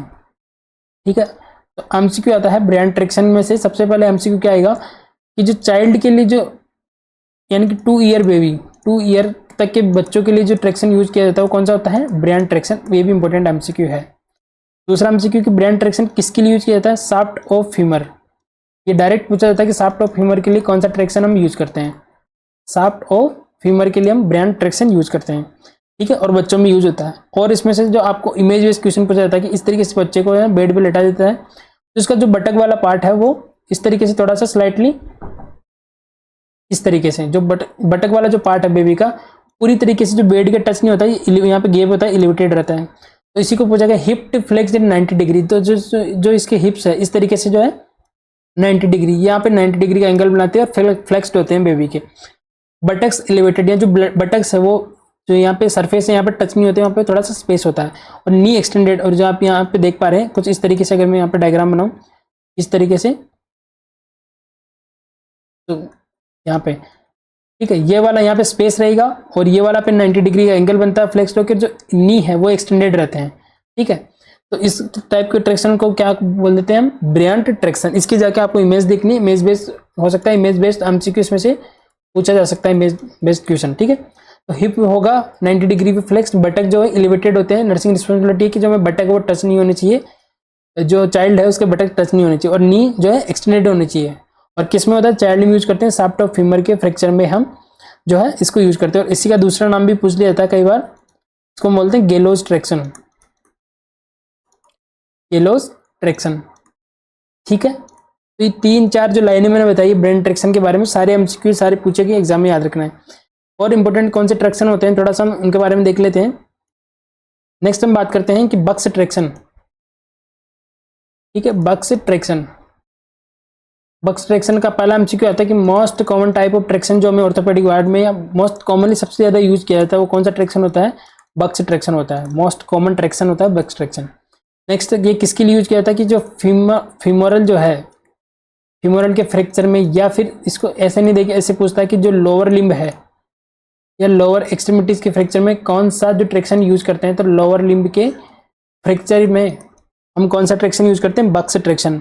और बक्स ट्रैक्शन कैसे, जैसे मान लीजिए पेशेंट का बेड है और पेशेंट को इस तरीके से यहाँ पे लेटा रखा है। ठीक है, और ये इस तरह से इसका लोअर एक्सट्रीमिटी है, तो यहाँ पे हम पुलिंग फोर्स काउंटर फोर्स इस तरीके से अप्लाई करते हैं। और मान लीजिए बेड है तो ये फोर्स है, ये जमीन से इस तरीके से जो है सरफेस से टच नहीं होना चाहिए, तो इसके पैर को इस तरीके से जो है इस तरीके से खींच के रखेगा, और जो इसका रिवर्स जो फोर्स इस तरीके से अप्लाई होगा। तो आप जब इसकी इमेज देखोगे तो इस तरीके से आपको फोर्स दिखाई देंगे। तो इमेज आपको जरूर देखना है। क्वेश्चन में बता देता हूँ क्या आएगा। बक्स ट्रैक्शन जो मोस्ट कॉमन ट्रैक्शन है, किसकी, लोअर लिम्ब की एक्सट्रीमिटी या लोअर लिम्ब के लिए जो कौन सा ट्रैक्शन यूज किया जाता है, बक्स ट्रैक्शन यूज किया जाता है। नर्सिंग रिस्पॉन्सिबिलिटी से क्वेश्चन आता है, क्या रोल होगा, जो हमारा जो फोर्स हमने जो अप्लाई कर रखा है, जो वेट हमने लगा रखा है, ठीक है, वो क्या होना चाहिए, नेवर टच द सरफेस। ये हमारी नर्सिंग रिस्पॉन्सिबिलिटी से क्वेश्चन आता है, क्योंकि अगर सरफेस के अगर वो जो हमारा फोर्स है वो टच हो रहा है तो हमारा जो ट्रैक्शन अप्लाई करने का कोई जो है हमारा आउटकम निकल के नहीं आएगा। तो ये जो हमेशा इस तरीके से हवा में जो एयर के अंदर हैंग होना चाहिए, यहाँ पे जो जमीन पे इस तरीके से टच नहीं होना चाहिए। तो बक्स ट्रैक्शन पे से यही क्वेश्चन पूछा जा सकता है। सबसे ज़्यादा इंपॉर्टेंट 2 ही ट्रैक्शन हैं जो बार बार एग्जाम में पूछे गए। एक और जो इससे रिलेटेड होता है, एक होता है, हो सकता है एग्जाम में पूछ ली, ज़्यादा इंपॉर्टेंट नहीं है, Russell traction. Russell traction trochanteric fracture में यूज किया जाता है। ठीक है, बस इतना याद रखना आपको, ट्रोकेंट्रिक फ्रैक्चर में कौन सा ट्रैक्शन यूज किया जाता है, रसल ट्रैक्शन। तो उसकी लैंग्वेज कैसे आएगी, जो अफेक्टेड लेग है वो extended and hip slightly flexed है, ठीक है। ये किसके लिए यूज हो रहा है, ये रसल ट्रैक्शन की लैंग्वेज है। इस तरीके से आप जब इमेज देखोगे और जब इस लैंग्वेज को मैच करोगे आपको इजीली समझ में आ जाएगा। और जो एक लास्ट जो होता है, मान लीजिए ये हेड है और यहाँ पे स्पाइन को हमें इस तरीके से स्पाइन पे ट्रैक्शन अप्लाई करना, तो इस तरीके का आपको इमेज बेस्ड क्वेश्चन पहले नोट सेट में पूछा गया था। इस तरीके से यहाँ पे जो इसके हेड पे जो ट्रैक्शन लगाते हैं, हेलो ट्रैक्शन जिसको हम बोलते हैं, हेलो ट्रैक्शन, इसकी इमेज जरूर देखनी, इमेज बेस्ड ज़्यादा क्वेश्चन पूछे जाते हैं इसके स्पाइन पे। तो इसको ये स्ट्रेचिंग फोर्स, अगर कर्व स्पाइन पे स्ट्रेचिंग फोर्स लगा रहे तो इसको हम क्या बोलेंगे, हेलो ट्रैक्शन हम इसको बोलते हैं। तो सारे एमसीक्यू ट्रैक्शन बहुत इंपॉर्टेंट है, इमेज जरूर देखने जाना, ज़्यादा नहीं तो आपको सिर्फ ब्रांड की और बक्स ट्रैक्शन की हमेशा इमेज बेस्ड और नर्सिंग रिस्पॉन्सिबिलिटी जो मैंने बताई वो जरूर याद रखना है। Very very important. अगर आपको क्वेश्चन पूछ लिया जाए कि लोअर एक्सट्रीमिटी के लिए कौन सा जो है ट्रैक्शन यूज किया जाता है, तो कौन सा होगा आपका, बक्स ट्रैक्शन है। तो ये इनकी इमेज जरूर आपको देखनी है। नेक्स्ट हम बात करते हैं, calculate the calorie intake for the pregnant women who is moderate worker. Option A 2000 kilo calorie, option B 2500 kilo calorie, option C 3100 kilo calorie, option D 3300 kilo calorie. तो चलिए इसका आंसर करना है आपको, किस तरीके से जो है इसको आप सोल्व करोगे। कई बार जो न्यूट्रिशन से रिलेटेड जो मान लीजिए आपका जो आयरन है, आयरन की डोज में से क्वेश्चन आता है, ठीक है, फोलिक एसिड की डोज में से क्वेश्चन आता है। जो यहाँ पे बता देता हूँ, अगर वहाँ पे जो आयरन और फोलिक एसिड की जो टेबलेट दी जाती है उसमें डोज कैसी होती है, 60 mg तो होता है एलिमेंटेड आयरन और 500 mg क्या होता है, फोलिक एसिड। और ये होती है आयरन फोलिक एसिड की टेबलेट, जो हम एक टेबलेट हम प्रोपाइलेक्टिकली जो है हम फीमेल को देते हैं एनीमिया मुक्त भारत के तहत, जो ये इस तरीके से टेबलेट दी जाती है। तो 60 mg आयरन आता है और 500 mg है फोलिक एसिड आता है। वेरी वेरी इंपॉर्टेंट, याद रखना है। तो वैसे ही यहाँ पे कैलोरी इनटेक का एक जो हमेशा एमसीक्यू होता है, तो इसको सोल्व करने के लिए मैं आपको यहाँ चार्ट बना देता हूँ और उससे जो आपके इससे रिलेटेड जो सारे एमसीक्यू सोल्व हो जाएंगे। चलिए इसके बारे में हम देखते हैं थोड़ा सा। इस तरीके से अगर मैं बात करूँ कि सेडेंट्री अगर फीमेल है, सेडेंट्री का मतलब जो ज़्यादा आराम करती है, ज़्यादा उनके काम नहीं है, थोड़ा बहुत जो काम करती है उसको बोलते हैं मॉडरेट वर्कर। और जो हेवी वर्कर है, जो थोड़ा सा जो हेवी वर्क करती है। तो अब हम देखते हैं कि जो फीमेल में जो कैलोरी इनटेक है, यह सबसे पहले हम बात करें फीमेल की। फीमेल में नॉर्मल कैलोरी, यहाँ प्रेगनेंसी की बात नहीं कर रहे हैं, नॉर्मल विदाउट प्रेगनेंसी अगर फीमेल की कैलोरी इनटेक की हम बात करें तो कितना होगा। तो यहाँ पे हम बात करते हैं 1660 किलो कैलोरी। अगर सेडेंट्री है, डायरेक्ट पूछ ले कि सेडेंट्री फीमेल के लिए किलो कैलोरी कितनी होती है, तो कितना होगा 1660। मॉडरेट की अगर हम बात करें तो कितना होगा ये 2130 किलो कैलोरी। और अगर हेवी की अगर हम बात करें तो कितना होगा 2720 किलो कैलोरी, ठीक है। अब अगर हम बात करें, ये हो गया हमारा जो नॉर्मल जो बिना प्रेग्नेंट वुमेन है, जो प्रेग्नेंट नहीं है, उनकी किलो कैलोरी की हम बात करें। अगर हम मान लें कि अब प्रेगनेंसी का अगर पूछ रहे, जैसे यहाँ पे पूछा गया कि प्रेग्नेंट वुमेन और मॉडरेट वर्कर है, तो प्रेगनेंसी जब यहाँ भी ऐड हो जाती है तो आपको कितनी किलो कैलोरी ऐड करनी है, 350 किलो कैलोरी आपको ऐड करनी है। कितनी करनी है, 350। मान लीजिए अगर आपको पूछ रहे सेडेंट्री है और प्रेग्नेंट है, तो कितनी किलो कैलोरी की रिक्वायरमेंट होगी, तो ये होगा आपका 2010। तो अप्रोक्स इसके अप्रोक्स आपको आंसर दे देगा 2000 दे देगा, जैसे ये दे रखा है। तो ये किसका दे रखा है, ये सेडेंट्री है प्लस प्रेग्नेंट है, तो उसका आंसर क्या हो जाएगा 2000 किलो कैलोरी। मान लीजिए हमारा क्वेश्चन पूछा क्या है कि मॉडरेट वर्कर है और प्रेग्नेंट वुमेन है, तो उसके लिए कितनी किलो कैलोरी की रिक्वायरमेंट होगी, तो इसके लिए जो किलो कैलोरी की रिक्वायरमेंट होगी 2480। तो इससे रिलेटेड कौन सा आंसर हमारा 2500। तो हमारा आंसर कौन सा आ जाएगा, ऑप्शन बी 2500 किलो कैलोरी। मान लीजिए आपको पूछ ले कि हेवी वर्कर है, कोई फीमेल और प्रेग्नेंट है, तो उसको कितनी ज़्यादा किलो कैलोरी की रिक्वायरमेंट होगी, तो ये होगी आपका 3070। तो इससे रिलेटेड मान लीजिए ये वाला ऑप्शन आपका करेक्ट हो जाएगा। तो इस तरीके से आपको करना है। प्रेग्नेंट, सेडेंट्री, आपको ये तीनों चीज़ याद रखनी है और उनमें 350 ऐड कर देना आपको, जिसका भी निकालना है। और मान लीजिए आपको लैक्टेटिंग वुमेन का अगर पूछ ले तो 600 किलो कैलोरी आपको ऐड कर देना है। और इसमें ऐड कर, मान लीजिए आपको पूछ ले कोई है फीमेल जो कि मॉडरेट वर्कर है और लैक्टेटिंग है, उसको कितनी किलो कैलोरी की रिक्वायरमेंट होगी, तो 2130 नॉर्मल फीमेल की किलो कैलोरी है, 600 हम बात करते हैं लैक्टेटिंग में। तो अगर जब हम इनको ऐड करेंगे तो कितना होगा 2730। तो मान लीजिए वहाँ पे ऑप्शन पे 2350 अगर एक्यूरेट नहीं है, 2750 है, तो वो भी हमारा करेक्ट आंसर हो जाएगा। उसकी प्रैक्टिस करनी है। बेसिकली आपको ये चीज़ याद करनी पड़ेगी, 1660, 2130 और 2720, ये तीनों चीज़ याद रख लो। इससे रिलेटेड आपकी कैलोरीज की कोई क्वेश्चन गलत नहीं होंगे। नेक्स्ट हम बात करते हैं क्वेश्चन नंबर 7, बहुत इंपॉर्टेंट है। एंटीसाइकोटिक के तो जितने भी क्वेश्चन मैंने करवाए हैं सारे इंपॉर्टेंट है, सारे एग्जाम पॉइंट ऑफ व्यू से बहुत इंपॉर्टेंट है, क्वेश्चन पूछा जा सकता है। The physician orders fluoxetine for a depressed client, which of the following should the nurse remember about fluoxetine. तो चलिए, एंटीसाइकोटिक मैंने इतनी प्रैक्टिस करवा दी आपको। स्पेशली अगर मैं बात करूँ लिथियम और एंटीसाइकोटिक की, सबसे ज़्यादा हमने क्वेश्चन जो है प्रैक्टिस करी। अब इससे रिलेटेड आपका कोई क्वेश्चन गलत नहीं होना चाहिए। लिथियम की तो मैंने अलग से क्लास भी डाल रखी, जाके देख लेना। तो अब हम बात कर रहे हैं कि जो पेशेंट है वहाँ पे कौन सी ड्रग उसको चल रही है, फ्लोक्सेटिन, ठीक है। तो कोई डिप्रेस्ड क्लाइंट उसको फ्लोक्सेटिन चल रही है, तो कौन सा स्टेटमेंट या कौन सी चीज़ नर्स को याद रखनी चाहिए फ्लोक्सेटिन के regarding. Option A, because fluoxetine is a tricyclic antidepressant है, it may precipitate a hypertensive crisis. Option B, the therapeutic effect of the drug occurs 2 to 4 weeks after treatment is begun. Option C, food such as aged cheese, yogurt, soya sauce and banana should not be eaten with this drug. Option D, fluoxetine may be administered safely in combination with monoamino oxidase inhibitors. तो चलिए answer करना है। इतने ज़्यादा details में मैंने बता रखा है एंटीसाइकोटिक और जितने भी एंटी डिप्रेसेंट की क्वेश्चन। अब आपको ये क्वेश्चन गलत नहीं होना चाहिए। तो चलिए इसका आंसर आपको कमेंट करके बताना क्या इसका आंसर होगा। तो करेक्ट आंसर क्या होगा इसका कि फ्लोक्सेटिन चल रही है तो उसको नर्स को कौन सी चीज़ जो फ्लोक्सेटिन के बारे में याद रखना चाहिए। करेक्ट आंसर होगा इसका ऑप्शन बी, कि जो थेरापेटिक इफेक्ट है इस ड्रग का 2 to 4 week लगते हैं इस ट्रीटमेंट के स्टार्ट होने के बाद में। अब चलिए 1 by 1 इसके बारे में डिस्कस करते हैं। पहला एमसीक्यू है, पहला जो ऑप्शन है वो क्या है, because fluoxetine is a tricyclic antidepressant. तो यही चीज़ गलत हो गई हमारी। हम 3 चीज़ें अगर हम इसमें कैटेगरी पढ़ते हैं, एक होता है आपका ट्राइसाइक्लिक, ठीक है, एंटी डिप्रेसेंट हम पढ़ते हैं। दूसरा हम पढ़ते हैं SSRI, डिप्रेशन की एंटी डिप्रेसेंट की 3 कैटेगरी में पढ़ते हैं। और तीसरा पढ़ते हैं हम मोनो अमाइनो ऑक्सीडेज इनिबिटर। तो जो फ्लोक्सेटिन है वो किन सी कैटेगरी ड्रग है, सेलेक्टिव सेरोटोनिन रीअपटेक इनिबिटर, ये SSRI है। तो ये फ्लोक्सेटिन ट्राइसाइक्लिक एंटी डिप्रेसेंट नहीं है। तो पहला स्टेटमेंट ही हमारा गलत हो गया, तो ये तो करेक्ट होगा नहीं फ्लोक्सेटिन के बारे में। और आपको पता है कि जो डिप्रेशन की ड्रग ऑफ चॉइस कौन है, SSRI। और SSRI में अगर मैं बात करूं तो ड्रग ऑफ चॉइस है फ्लोक्सेटिन, किसकी, डिप्रेशन की। तो ऑप्शन ए क्या बोल रहा है कि फ्लोक्सेटिन है ट्राइसाइक्लिक एंटी डिप्रेसेंट है, ये तो यहीं पे गलत हो गया क्योंकि फ्लोक्सेटिन तो SSRI है।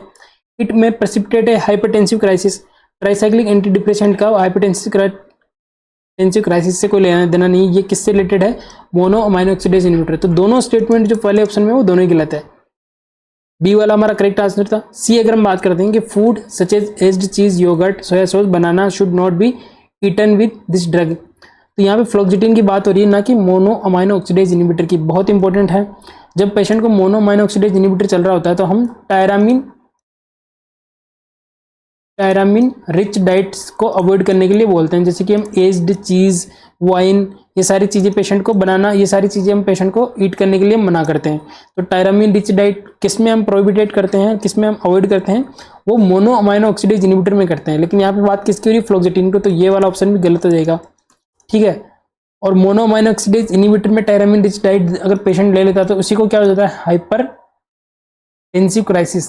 ये मैंने बहुत अच्छे से डिटेल में प्रीवियस सीरीज में बता रखा है, बहुत इंपॉर्टेंट है, एक एमसीक्यू जरूर देखेंगे मेंस के अंदर, ये SIC के अंदर। तो हाइपरटेंसिव क्राइसिस और इसी को मैनेज करने के लिए हम कौन सी ड्रग देते हैं, फेंटोलामाइन। ये सारी चीज़ें हम डिस्कस कर चुके हैं। लास्ट ऑप्शन है कि fluoxetine may be administration safely in combination with monoamine oxidase inhibitor. कि फ्लोक्सेटिन और मोनोअमाइनो ऑक्सीडेज को हम अच्छी थेरापिटिक इफेक्ट के लिए साथ में देते हैं कि, तो ये तो गलत आंसर हो गया हमारा, क्योंकि फ्लोक्सेटिन क्या है, एक SSRI कैटेगरी की ड्रग है और मोनो अमाइनो ऑक्सीडेज इनहिबिटर के साथ हम इसको कभी भी नहीं देखें, वरना कौन सी डिजीज हो जाती है हमें, सेरोटोनिन सिंड्रोम, क्योंकि सेरोटोनिन का लेवल जरूरत से ज़्यादा इंक्रीज हो जाएगा। कौन सी डिजीज, कौन सा हमें डिसऑर्डर देखने को मिलेगा, सेरोटोनिन सिंड्रोम। और इसमें कौन से सिम्टम देखते हैं, फ्लू लाइक सिम्टम हमें पेशेंट के अंदर देखने को मिलेगा। तो बहुत इंपॉर्टेंट है, सारी चीज़ याद रखनी है। और जो लास्ट इसमें सबसे इंपॉर्टेंट चीज़ याद रखनी है कि जब हम फ्लोक्सेटिन, क्वेश्चन कैसे आएगा, एक डिप्रेस्ड क्लाइंट है जो हॉस्पिटल में आया है साइकेट्रिक वार्ड में, और उसको एंटी डिप्रेसेंट स्टार्ट करी हमने, कौन सी, SSRI फ्लोक्सेटिन। ठीक है। और पेशेंट का जो अटेंडर है या पेशेंट जो साथ वाले हैं जो आके बोल रहे हैं कि 1 वीक हो गया इस ड्रग को चलाए हुए, लेकिन पेशेंट में अभी भी कोई इंप्रूवमेंट हमें देखने को नहीं मिला है। आपको क्या एजुकेट करना है, इस तरीके से नर्सिंग रिस्पॉन्सिबिलिटी आएगी। तो आपको एजुकेट करना है कि जो SSRI है उसका जो इफेक्ट होने में कितना टाइम लगता है, 2 to 4 वीक्स, यानी कि इसका इफेक्टिव कब है, 2 से 4 वीक के बाद में जो है इसका इफेक्ट देखने को मिलेगा। तो आपको एजुकेट करना है, इस तरीके से आपका अप्लाइड क्वेश्चन आएगा। और जब SSRI चल रही होगी तो 2 to 4 वीक ऐसा पीरियड है जहाँ पेशेंट सबसे ज़्यादा सुसाइडल टेंडेंसी देखने को मिलती है। तो पेशेंट की सेफ्टी का हमें ध्यान रखना है, बहुत इंपॉर्टेंट। MCQ बार बार बता रहा हूँ, जब भी हम डिप्रेशन के पेशेंट को एंटी डिप्रेशन स्टार्ट करते हैं तो उसका जो मूड है धीरे धीरे एलिवेट होने लगता है, धीरे धीरे ठीक होने लगता है, क्योंकि सेरोटोनिन का लेवल बढ़ रहा होता है, क्योंकि उसमें एनर्जी आने लगती है। और जब एनर्जी आने लगती है तो पेशेंट क्या करता है, सुसाइड की सोचता है। तो पेशेंट को जब भी एंटी डिप्रेशन में अगर फर्स्ट नर्सिंग रिस्पॉन्सिबिलिटी पूछे कि कोई डिप्रेस्ड क्लाइंट है और उसको एंटी डिप्रेसेंट या SSRI चल रही है, तो क्या नर्सिंग रिस्पॉन्सिबिलिटी होगी, फर्स्ट प्रिवेंट फ्रॉम द, या क्लोजली मॉनिटर करना है पेशेंट को सुसाइडल आइडियाज़ के लिए। क्योंकि जब पेशेंट डिप्रेशन से इंप्रूव होता है, एनर्जी बढ़ने लगती है, तो पेशेंट सुसाइड के बारे में जरूर सोचता है। तो ये चीज़ आपकी प्राइमरी नर्सिंग रिस्पॉन्सिबिलिटी में आएगी। और जब भी SSRI हम देंगे तो उसका इफेक्ट होने में 2 से 4 वीक हमें लगते हैं। तो 2 से 4 वीक पीक वैल्यू है इसकी, इसका जो ट्रीटमेंट बिगिन स्टार्ट करने के बाद में। तो सारे स्टेटमेंट अदर एंटी डिप्रेशन के लिए सही है, लेकिन यहाँ पे फ्लोक्सिटिन के लिए पूछा जा रहा था, फ्लोक्सिटिन के हिसाब से option B is correct answer. Next हम बात करते हैं question number 8। A female adult client with history of chronic hyperparathyroidism admits to the hospital. Based on initial assessment findings, the nurse formulates the nursing diagnosis of risk for injury. To complete the nursing diagnosis statement for this client, which related to phrase should be the nurse aid. Question क्या है, हम क्या करते थे, nursing care plan बनाते थे जब हम ग्रेजुएशन के टाइम, तो उसमें हम क्या यूज़ करते थे, नर्सिंग डायग्नोसिस यूज़ करते थे। और हम क्या फ्रेजेज यूज़ करते थे, related to this, related to this. कोई भी नर्सिंग डायग्नोसिस बना देते हैं उसके पीछे क्या लगाते थे, रिलेटेड टू। तो इस तरीके का क्वेश्चन एक बार नोट शीट सेकंड या थर्ड में क्वेश्चन पूछा गया है कि आपको जो रिलेटेड टू वाला फ्रेजेज है वो ऐड करना है किसके साथ में। क्वेश्चन हम समझते हैं कि एक फीमेल है, एडल्ट क्लाइंट है और क्रॉनिक हाइपर पैराथायरॉयडिज्म की पेशेंट है वो, ठीक है। इनिशियल स्टेटमेंट के फाइंडिंग बाद नर्सिंग डायग्नोसिस क्या बनाया गया है, रिस्क फॉर इंजरी, यानी रिस्क फॉर इंजरी उसका नर्सिंग डायग्नोसिस है। अब रिलेटेड टू फ्रेजेस कौन सा वाला जो स्टेटमेंट हम यूज कर सकते हैं इस नर्सिंग डायग्नोसिस के लिए। Option A, related to bone demineralisation resulting in pathological fracture. Option B, related to exhaustion secondary to an accelerated metabolic rate. Option C, related to oedema and dry skin secondary to fluid infiltration in the interstitial space. Option D, related to tetany which is complication of hyperthyroidism. तो चलिए correct answer इसका क्या होगा, कितनी बार बता चुका हूँ, option A. जब भी हम पढ़ते हैं थायराइड, दो चीजें आपको ध्यान रखनी है, एक होता है थायराइड प्लस कैल्सिटोनिन और एक होता है vitamin D plus parathyroid hormone. ये दोनों हार्मोन क्या करते हैं, ये क्या करते हैं, ब्लड कैल्शियम लेवल को बढ़ाते हैं। ब्लड कैल्शियम लेवल क्या करते हैं, इंक्रीज करते हैं, ठीक है। और ये क्या करते हैं, ये करते हैं ब्लड कैल्शियम लेवल को डिक्रीज। तो क्योंकि ये ब्लड कैल्शियम लेवल को डिक्रीज कर रहे हैं, जो सारा कैल्शियम किसके अंदर वो भेज रहे हैं, बोन के अंदर, ठीक है, बोन के अंदर भेजते हैं, इसलिए इनको बोलते हैं बोन फॉर्मिंग हार्मोन। मैंने कितनी बार डिस्कस कर चुका हूँ, बार बार। अभी नोट से प्रीमियम इससे रिलेटेड एक टिटेनी का ट्राउजिस साइन का क्वेश्चन आया था और इसको बोलते हैं बोन डिस्ट्रॉइंग हार्मोन, ठीक है, बोन डिस्ट्रॉइंग हार्मोन। अब क्वेश्चन क्या पूछा जा रहा है कि जब पेशेंट को हाइपर पैराथायरॉयडिज्म की कंडीशन है तो कौन सी इसको नर्सिंग डायग्नोसिस बनता है, कौन सी रिलेटेड टू फ्रेजेज हमें यूज करना है। तो आप क्वेश्चन समझिए कि जब पेशेंट को हाइपर थायरॉयडिज्म की कंडीशन है, हाइपर पैराथायरॉयडिज्म, तो पैराथायरॉयड हार्मोन का लेवल बढ़ जाएगा। और जब पैराथायरॉयड हार्मोन का लेवल बढ़ जाता है तो पैराथायरॉयड हार्मोन क्या करता है, बोन से कैल्शियम लेता है और कहाँ डालता है, ब्लड के अंदर, और तभी तो वो ब्लड कैल्शियम लेवल को इंक्रीज करता है। तो बोन से वो सारा कैल्शियम लेके कहाँ डालेगा, ये बोन है और ये ब्लड वेसल्स है, तो बोन से लेके कहाँ डालेगा, ब्लड वेसल्स में। तो जो बोन क्या होगी, बोन को कमजोर बना देगा, ठीक है, बोन का डीमिनरलाइजेशन करेगा, तो बोन में इजीली फ्रैक्चर होने के चांसेस वहाँ हो सकते हैं। तो हमारा ऑप्शन एक करेक्ट हो जाएगा कि बोन डीमिनरलाइजेशन देखने को मिलेगा हमें हाइपर पैराथायरॉयडिज्म के अंदर, जिसकी वजह से पैथोलॉजिकल फ्रैक्चर होने के चांसेस होते हैं पेशेंट के अंदर। और जब भी हाइपर पैराथायरॉयडिज्म होता है तो ब्लड कैल्शियम लेवल बढ़ रहा है, तो यहाँ पे टिटेनी तो होगा नहीं। टिटेनी कब होगा, हाइपोपैराथायरॉयडिज्म, जब पैराथायरॉयड हार्मोन की कमी होती है तो वहाँ पे टिटेनी होगा, कैल्शियम की कमी होगी, ट्राउजिस साइन पॉजिटिव होगा और कैल्शियम के हमें सीवियर कार्पोपेडिलस और पेशल जो टेपिंग है चोस्टिक साइन जो हमें दोनों पॉजिटिव देखने को मिलेंगे। कितनी बार हम डिस्कस कर चुके हैं। तो जब भी पैराथायरॉयड हार्मोन का क्वेश्चन आए तो बहुत ज़्यादा चांसेस है कि वो कैल्शियम से रिलेटेड आपका क्वेश्चन पूछा जाएगा। तो आई होप अब आपका गलत नहीं होना चाहिए। नेक्स्ट हम बात करते हैं, a pregnant women admitted in the hospital with the diagnosis of pre-eclampsia and suddenly showing the symptom of convulsion. AMG-SFR is prescribed by the doctor. Before starting of AMG-SFR therapy, what criteria must be checked except? तो पहले question को समझना है, question क्या पूछ रहे हैं। कोई प्रेग्नेंट वुमेन है, वो हॉस्पिटल में प्री एक्लेम्सिया के डायग्नोसिस के साथ एडमिट हुई है और सडनली वो जो सिम्टम शो कर रही कन्वर्जन के, ठीक है। तो उस सिम्टम को देख के जो फिजिशियन है उसने क्या प्रिस्क्राइब कर दिया, AMG-SFR। तो AMG-SFR को जब भी हम स्टार्ट करते थे कुछ क्राइटेरिया में देखने होते हैं, उससे पहले हम AMG-SFR स्टार्ट नहीं कर सकते। तो कौन से क्राइटेरिया हम देखते हैं, और एक एक्सेप्ट आ रहा है तो मतलब वो कौन सा क्राइटेरिया जो हम नहीं देखेंगे, बाकी तीन इंपॉर्टेंट है। तो option A, knee jerk reflex must be absent. Option B, respiratory rate must be more than 12 breath per minute. Option C, urinary output must be more than 30 ml per hour। Option C, knee jerk reflex showing by patient. चलिए answer करना है आपको, बहुत important चीज़ें, कितनी बार आप पढ़ चुके हो, AMG-SFR की टॉक्सिसिटी के सिम्टम आप जानते हो। तो करेक्ट आंसर होगा हमारा option A, knee jerk reflex must be absent.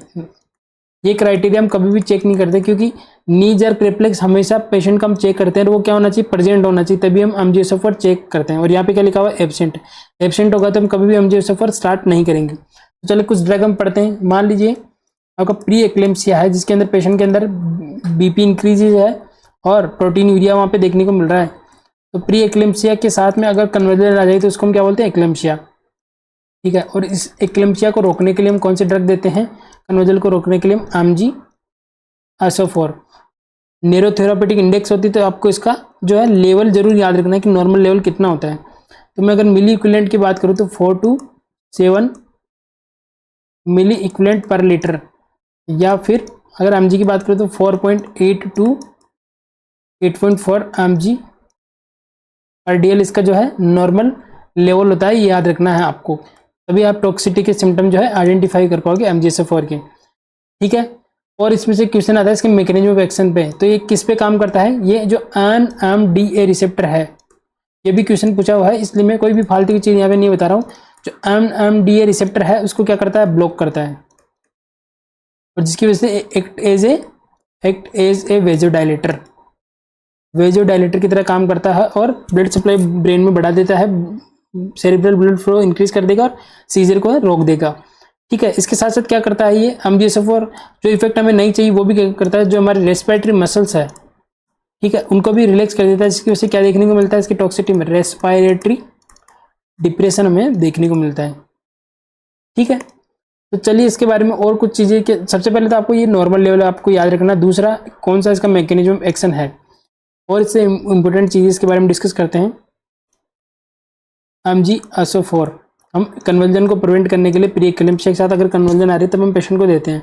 तो जब भी पेशेंट को दिया जाता है तो इसमें 3 क्राइटेरिया सेट करे गए हैं कि 3 क्राइटेरिया में AMG-SFR जो है स्टार्ट करने से पहले हमें देखना है। तो पेशेंट का जो यूरिनरी आउटपुट है वो कितना होना चाहिए, मोर देन 30 ml पर और होना चाहिए, तभी हम AMG-SFR पेशेंट के अंदर स्टार्ट कर सकते हैं। सेकंड, जो हमारा नी जर्क रिफ्लेक्स है पेशेंट के अंदर वो प्रेजेंट होना चाहिए, ठीक है, नी जर्क रिफ्लेक्स क्या होना चाहिए, प्रेजेंट। और थर्ड और लास्ट क्राइटेरिया इसका जो हमारा रेस्पिरेटरी रेट है मोर देन 12 या 12 बीट से ज़्यादा होना चाहिए हमारा, ठीक है, रेस्पिरेशन। तो 3 क्राइटेरिया हम पहले चेक करेंगे, तभी हम ये तीनों प्रेजेंट होंगे तभी हम AMG-SFR स्टार्ट करेंगे, अदरवाइज हम AMG-SFR स्टार्ट नहीं करेंगे। क्यों, क्योंकि AMG-SFR तीनों से रिलेटेड जो है टॉक्सिसिटी सिम्टम प्रोड्यूस करता है, इसलिए हमें AMG-SFR से पहले हमें जो है ये तीनों चीज़ें में चेक करनी है। अब हम बात करते हैं AMG-SFR की कुछ टॉक्सिसिटी के सिम्टम जैसे क्वेश्चन आते हैं तो उसकी हम बात करते हैं। तो फर्स्ट साइन पूछा जाए आपको कि जो फर्स्ट साइन कौन सा आता है, वो होता है आपका जो loss of deep tendon reflex. जो डीप टेंडन रिफ्लेक्स है उसका क्या हो जाता है, लॉस हो जाता है, loss of deep tendon reflex. ये AMG-SFR टॉक्सिसिटी का फर्स्ट सिम्टम है। सेकंड हम बात करें तो क्या होगा, रेस्पिरेटरी डिप्रेशन, अगर एक्सेसिव और ज़्यादा हो जाएगा, सेकंड नहीं बात कर रहे हैं, एक्सेसिव और ज़्यादा हो जाएगी तो रेस्पिरेटरी डिप्रेशन वहाँ पे देखने को मिलेगा। और कितने लेवल पे, मोर देन 15 अगर उसका लेवल हो जाए तब हमें देखने को मिलता है। और क्या देखने को मिलेगा, कार्डियक अरेस्ट भी हमें देखने को मिलेगा। और वो कब देखने को मिलता है, जब मोर देन 30 मिलीक्यूलेंट से ज़्यादा उसका लेवल हो जाए तब हमें कार्डियक अरेस्ट देखने को मिलेगा।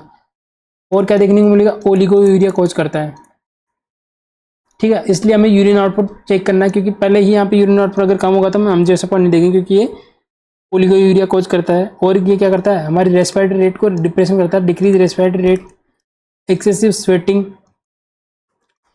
सारे सिम्टम किसमें देखने को मिलते हैं, एंजियोस्पर्म की टॉक्सिसिटी में। और ड्रग ऑफ चॉइस क्या है इसकी, एंजियोस्पर्म टॉक्सिसिटी की, इसका एंटीडोट क्या है, कैल्शियम ग्लूकोनेट। इतना ही इसमें से क्वेश्चन पूछा जाता है। ये क्राइटेरिया जरूर आपको याद रखना है नर्सिंग रिस्पॉन्सिबिलिटी में। एंजियोस्पर्म देने से पहले 3 चीज़ें हमें जरूर चेक करनी होती है। ठीक है, और एंटीडोट याद रखना है। तो ये कुछ चीज़ें थी जो एंजियोस्पर्म से रिलेटेड बहुत इंपॉर्टेंट चीज़ थी। तो हमेशा नीड रिप्लेस प्रेजेंट होना चाहिए, ना कि एब्सेंट। इसलिए हमारा करेक्ट आंसर हो जाएगा ऑप्शन ए। नेक्स्ट हम बात करते हैं, patient was admitted in the hospital due to angina pain and now discharge is plan. During the discharge, nurse explained about the nitroglycerin tablet to the patient.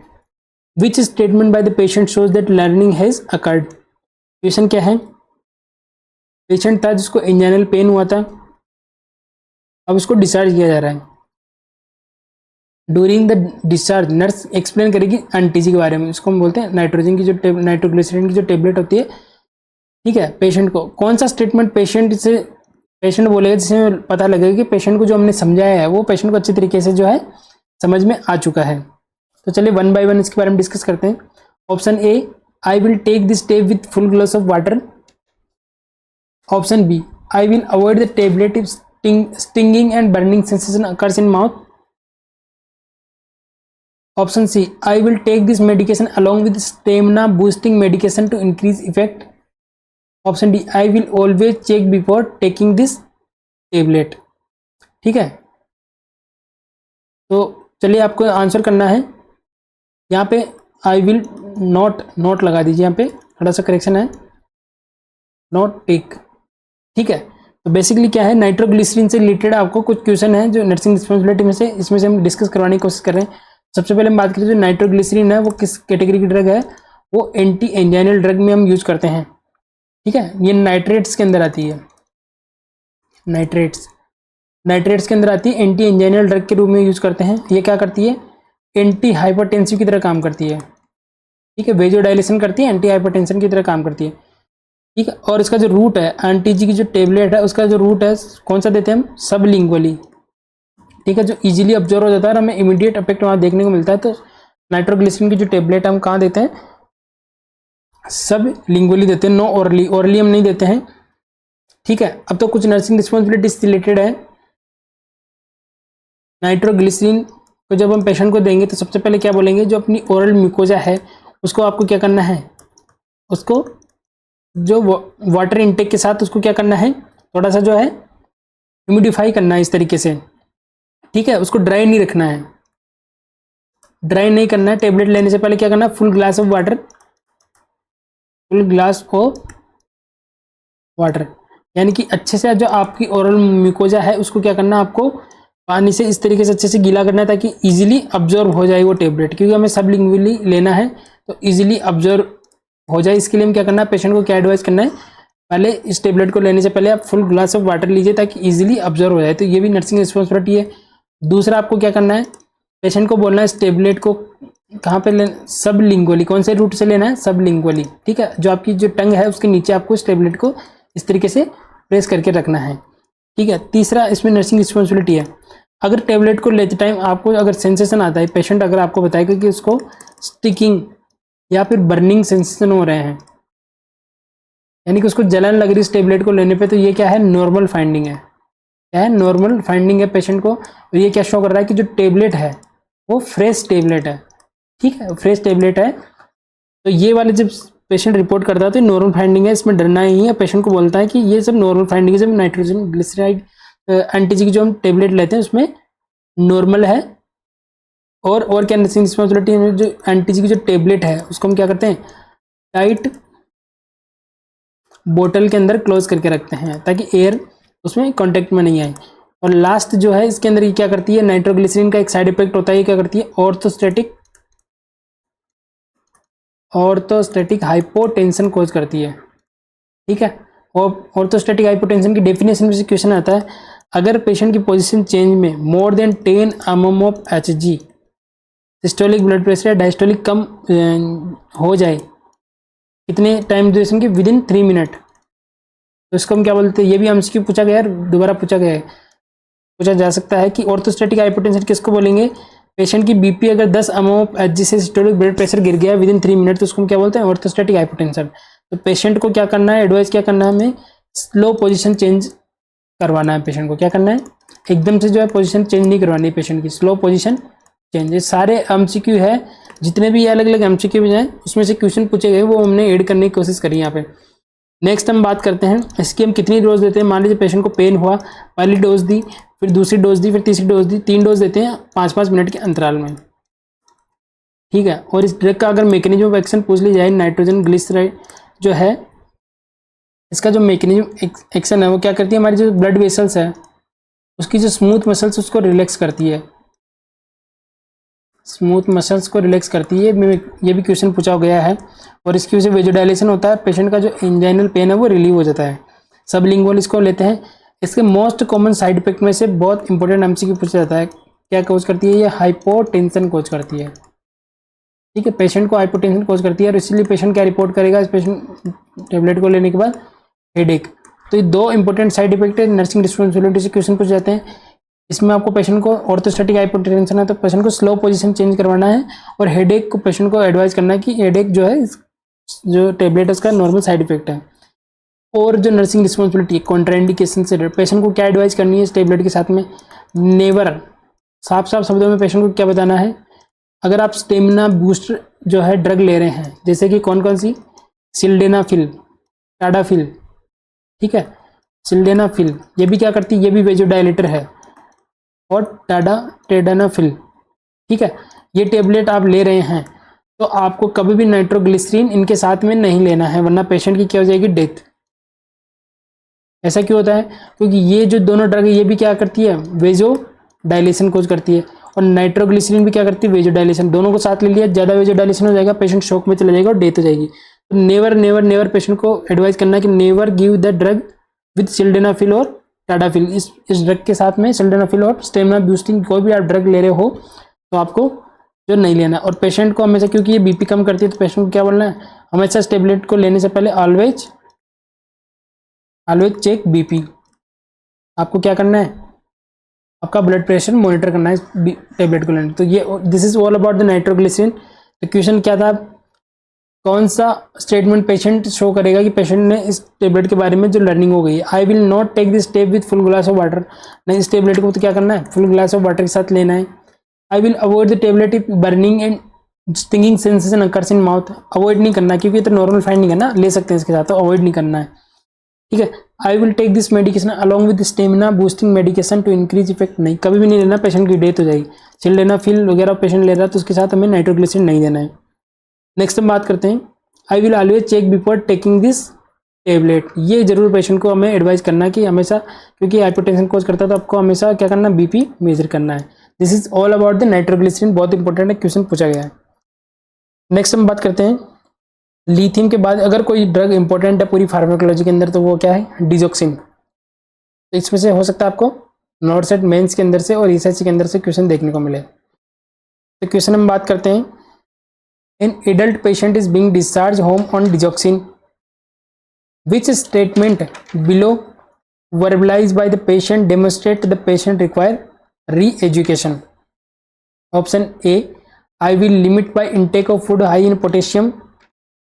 Option B, I will not take this medication and notify the physician if my heart rate is less than 60 beats per minute. Option C, I will measure my pulse rate before every dose I take. Option D, it is important that I immediately report any vision changes I may experience while taking this medication. तो चलिए one by one इसके बारे में हम discuss करते हैं। Patient है जिसको डिजोक्सिन के साथ में डिस्चार्ज किया जा रहा है, डिजोक्सिन उसके साथ ड्रग चलेगी और उसके साथ कोई उसको एजुकेट किया जा रहा है।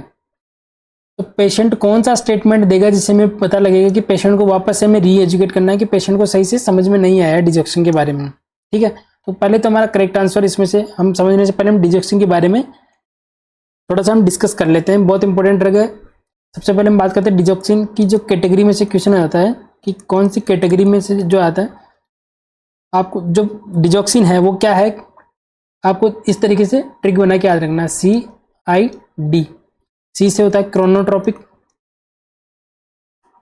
ठीक है, क्रोनोट्रोपिक, आइनोट्रोपिक एंड ड्रोनोट्रोपिक। ये पहले भी हम डिस्कस कर चुके हैं। ठीक है, जो डिजेक्शन है वो क्या है, पॉजिटिव आइनोट्रोपिक है, नेगेटिव क्रोनोट्रोपिक है और नेगेटिव ड्रोनोट्रोपिक है। यानी कि इसका जो सिर्फ पॉजिटिव आइनोट्रोपिक फोर्सफुल कॉन्ट्रैक्शन बढ़ाती है, ये हार्ट में फोर्सफुल कॉन्ट्रैक्शन बढ़ाती है, बाकी हार्ट रेट पे और कंडक्शन पे कुछ हेल्प जो है नहीं करती है, इसलिए ये नेगेटिव है। तो आपको याद रखना सिर्फ आई वाला पार्ट वो पॉजिटिव है, बाकी दोनों नेगेटिव आती है। तो नेगेटिव क्रोनोट्रोपिक है, पॉजिटिव आइनोट्रोपिक और नेगेटिव ड्रोनोट्रोपिक है। ठीक है, फोर्सफुल कॉन्ट्रैक्शन जो बढ़ाती है। और अगर डिजेक्शन की बात करें, पहला एमसीक्यू तो यही आता है, तीनों फाइंडिंग दे देंगे और एक दूसरी फाइंडिंग दे देंगे, आपको आइडेंटिफाई करना है कि डिजेक्शन के बारे में कौन सा स्टेटमेंट इनकरेक्ट है। दूसरा कौन सी कैटेगरी की ड्रग है, तो हम कार्डियक ग्लाइकोसाइड पढ़ते हैं, उसके अंदर ये आती है। ठीक, कार्डियक ग्लाइकोसाइड। और कौन सी फॉर्म में देते हैं इसको, टेबलेट फॉर्म में हम देते हैं। और इससे रिलेटेड जो इंपॉर्टेंट पॉइंट हम यूज कर, जो एग्जाम पॉइंट ऑफ व्यू से इंपॉर्टेंट है, इसका जो मैकेनिज्म ऑफ एक्शन में से क्वेश्चन आता है, ये क्या करती है, जो सोडियम और पोटेशियम पंप है उसको क्या करती है, ब्लॉक करती है। इसका कंप्लीट मैकेनिज्म समझने के लिए हम कम से कम जो है 20 से 25 मिनट चाहिए, लेकिन यहाँ पे सिर्फ मैं इतना बता रहा हूँ कि जो आपके लिए इंपॉर्टेंट, आपका क्वेश्चन जो है गलत नहीं हो। डिजेक्शन क्या करती है, ब्लॉक सोडियम पोटेशियम पंप को ब्लॉक कर देती है, जिसकी वजह से क्या होता है, मान लीजिए आप थोड़ा सा यहाँ पे बेसिक समझ लीजिए। यहाँ पे ये कार्डियक मसल्स है, मान लीजिए हार्ट है और हार्ट की हम यहाँ पे एक छोटा सा टेस्ट लेके इस मसल्स को देखने की कोशिश करें, कार्डियक मसल्स। तो यहाँ पे दो तरीके के पंप होते हैं, एक होता है आपका सोडियम पोटेशियम पंप, ठीक है, सोडियम पोटेशियम पंप, जिससे पोटेशियम अंदर जाता है, सोडियम बाहर आता है। और एक पंप है यहाँ पे सोडियम कैल्शियम पंप। अब जो है डिजेक्शन करती क्या है, डिजेक्शन क्या करेगी, इस सोडियम पोटेशियम पंप को क्या करती है, ब्लॉक कर देती है। यहाँ पे आके बाइंड हो जाएगी, यहाँ ब्लॉक कर देगी, जिसकी वजह से क्या होगा, जो अंदर का जो सोडियम है वो बाहर नहीं आ पाएगा और जो बाहर का जो पोटेशियम है वो अंदर नहीं आ पाएगा। क्योंकि बाहर का पोटेशियम अंदर नहीं जा पा रहा है, तो बाहर पोटेशियम की कंसेंट्रेशन बढ़ जाएगी। इसलिए पहला एमसीक्यू, डिजेक्शन के अंदर कौन सी इलेक्ट्रोलाइट इम्बैलेंस हमें देखने को मिलता है, हाइपर कैलेमिया हमें देखने को मिलेगा, क्योंकि इस पंप को इसने ब्लॉक कर दिया और पोटेशियम बाहर, तो सेल के बाहर जो इतना सारा पोटेशियम कंसेंट्रेशन बढ़ गई, क्योंकि अंदर नहीं जा पा रहा, तो हाइपर कैलेमिया देखने को मिलता है। अब क्योंकि सोडियम बाहर नहीं आ पा रहा है, क्योंकि इस पंप को ब्लॉक कर दिया, तो सोडियम बाहर नहीं आएगा, और जब सोडियम बाहर नहीं आ पाया तो इस पंप को क्या जरूरत होती है, इस पंप को जरूरत होती है सोडियम को अंदर भेज के कैल्शियम को बाहर भेजता है। ठीक है, तो अब क्या होगा, सोडियम बाहर नहीं आ पाया, तो सोडियम बाहर नहीं आएगा, तो सोडियम इस पंप पे इससे अंदर भी नहीं जा पाएगा, और अंदर नहीं जा पाएगा तो कैल्शियम अंदर नहीं पाएगा। तो जो इंट्रासेलुलर कैल्शियम है, इंट्रासेलुलर, बेसिक समझिए, डिटेल इसका बहुत बहुत बड़ा है। बेसिक इंट्रासेलुलर कैल्शियम जो है ना इंक्रीज हो जाएगा, क्योंकि अंदर से बाहर नहीं आ पाएगा। सेल में जैसे कैल्शियम बढ़ेगा तो कॉन्ट्रैक्टिबिलिटी, कैल्शियम किसके लिए रिस्पॉन्सिबल होता है, कॉन्ट्रैक्शन के लिए, तो कॉन्ट्रैक्टिबिलिटी बढ़ेगी। ठीक है, कॉन्ट्रैक्टिबिलिटी बढ़ेगी किसकी, कार्डियक सेल की, और फोर्सफुल कॉन्ट्रैक्शन बढ़ेगा, फोर्सफुल कॉन्ट्रैक्शन बढ़ेगा। इसलिए कंजेस्टिव हार्ट फेलियर में हम डिजेक्शन देते हैं, ताकि जो हार्ट में जो फ्लूइड भर रखा है, कंजेशन हो रखा है, उसकी जो फोर्सफुल कॉन्ट्रैक्शन है वो फ्लूइड बाहर आ जाए। तो मैकेनिज्म ऑफ एक्शन क्या है, ब्लॉक सोडियम पोटेशियम पंप, और इसकी वजह से क्या करती है, कैल्शियम जो सेल के अंदर ट्रैप हो जाता है, अंदर रुक जाता है और फोर्सफुल कॉन्ट्रैक्टिबिलिटी बढ़ा देता है, और इस तरीके से डिजेक्शन जो अपना वर्क करती है। ठीक है, तो और कौन सा इलेक्ट्रोलाइट इम्बैलेंस करती है, हाइपर कैलेमिया कोज करती है। नेक्स्ट और क्या करते हैं, अब देखो इसमें एक इंटरेस्टिंग चीज है, डिजेक्शन के अंदर एक इंटरेस्टिंग चीज है, डिजेक्शन खुद क्या कर रही है, हाइपर कैलेमिया, खुद डिजेक्शन हाइपर कैलेमिया कर रही है। तो आइडियली तो हमें क्या होना चाहिए, हमें ऐसी डाइट देनी चाहिए जो पोटेशियम, लो पोटेशियम डाइट होनी चाहिए, लेकिन ऐसा नहीं होता है। ये वेरी वेरी इंपॉर्टेंट कॉन्सेप्ट आपको याद रखना है। जब भी पेशेंट को डिजेक्शन थेरेपी चल रही है, बहुत इंपॉर्टेंट चीज़ है, तो पेशेंट को कैसी डाइट देते हैं, पोटेशियम रिच डाइट हम देते हैं, वेरी वेरी वेरी इंपॉर्टेंट। ठीक है, यानी कि पेशेंट के अंदर कभी भी हमें डिजेक्शन स्टार्ट करने से पहले क्या चेक करना है, दो चीज़ें हम चेक करनी है, नर्सिंग रिस्पॉन्सिबिलिटी। एक हमें हाइपोकेलेमिया चेक करना, अगर हाइपोकेलेमिया पेशेंट के अंदर, तो पेशेंट को नेवर कभी डिजेक्शन नहीं देना हमें, ठीक है। दूसरी नर्सिंग रिस्पॉन्सिबिलिटी, हमें पेशेंट की हार्ट रेट हमें चेक करनी है। एडल्ट के अंदर less than 60 beats per minute है तो डिजोक्सिन हमें अवॉइड करनी है, नहीं देना है। और वैसे ही चाइल्ड की अगर हम बात करें 70 और इन्फेंट की अगर हम बात करें तो 90 से अगर कम है तो हम डिजोक्सिन पेशेंट के अंदर नहीं देते हैं। दो चीज़ याद रखनी है, अगर ये पूछा जाए कि डिजोक्सिन कौन सा इलेक्ट्रोलाइट इम्बैलेंस करती है तो हाइपरकेलेमिया। और डिजोक्सिन देने से पहले दो कौन सी फाइंडिंग हम चेक करते हैं, पेशेंट को हाइपोकेलेमिया नहीं होनी चाहिए, पोटेशियम रिच डाइट हम पेशेंट को देंगे, और पेशेंट की जो हार्ट रेट है वो 60 बीट्स पर मिनट, हमेशा डिजोक्सिन देने से पहले हार्ट रेट हमें चेक करना है, 60 से कम है तो हमें डिजोक्सिन नहीं देना। दोनों चीज़ याद रखनी है।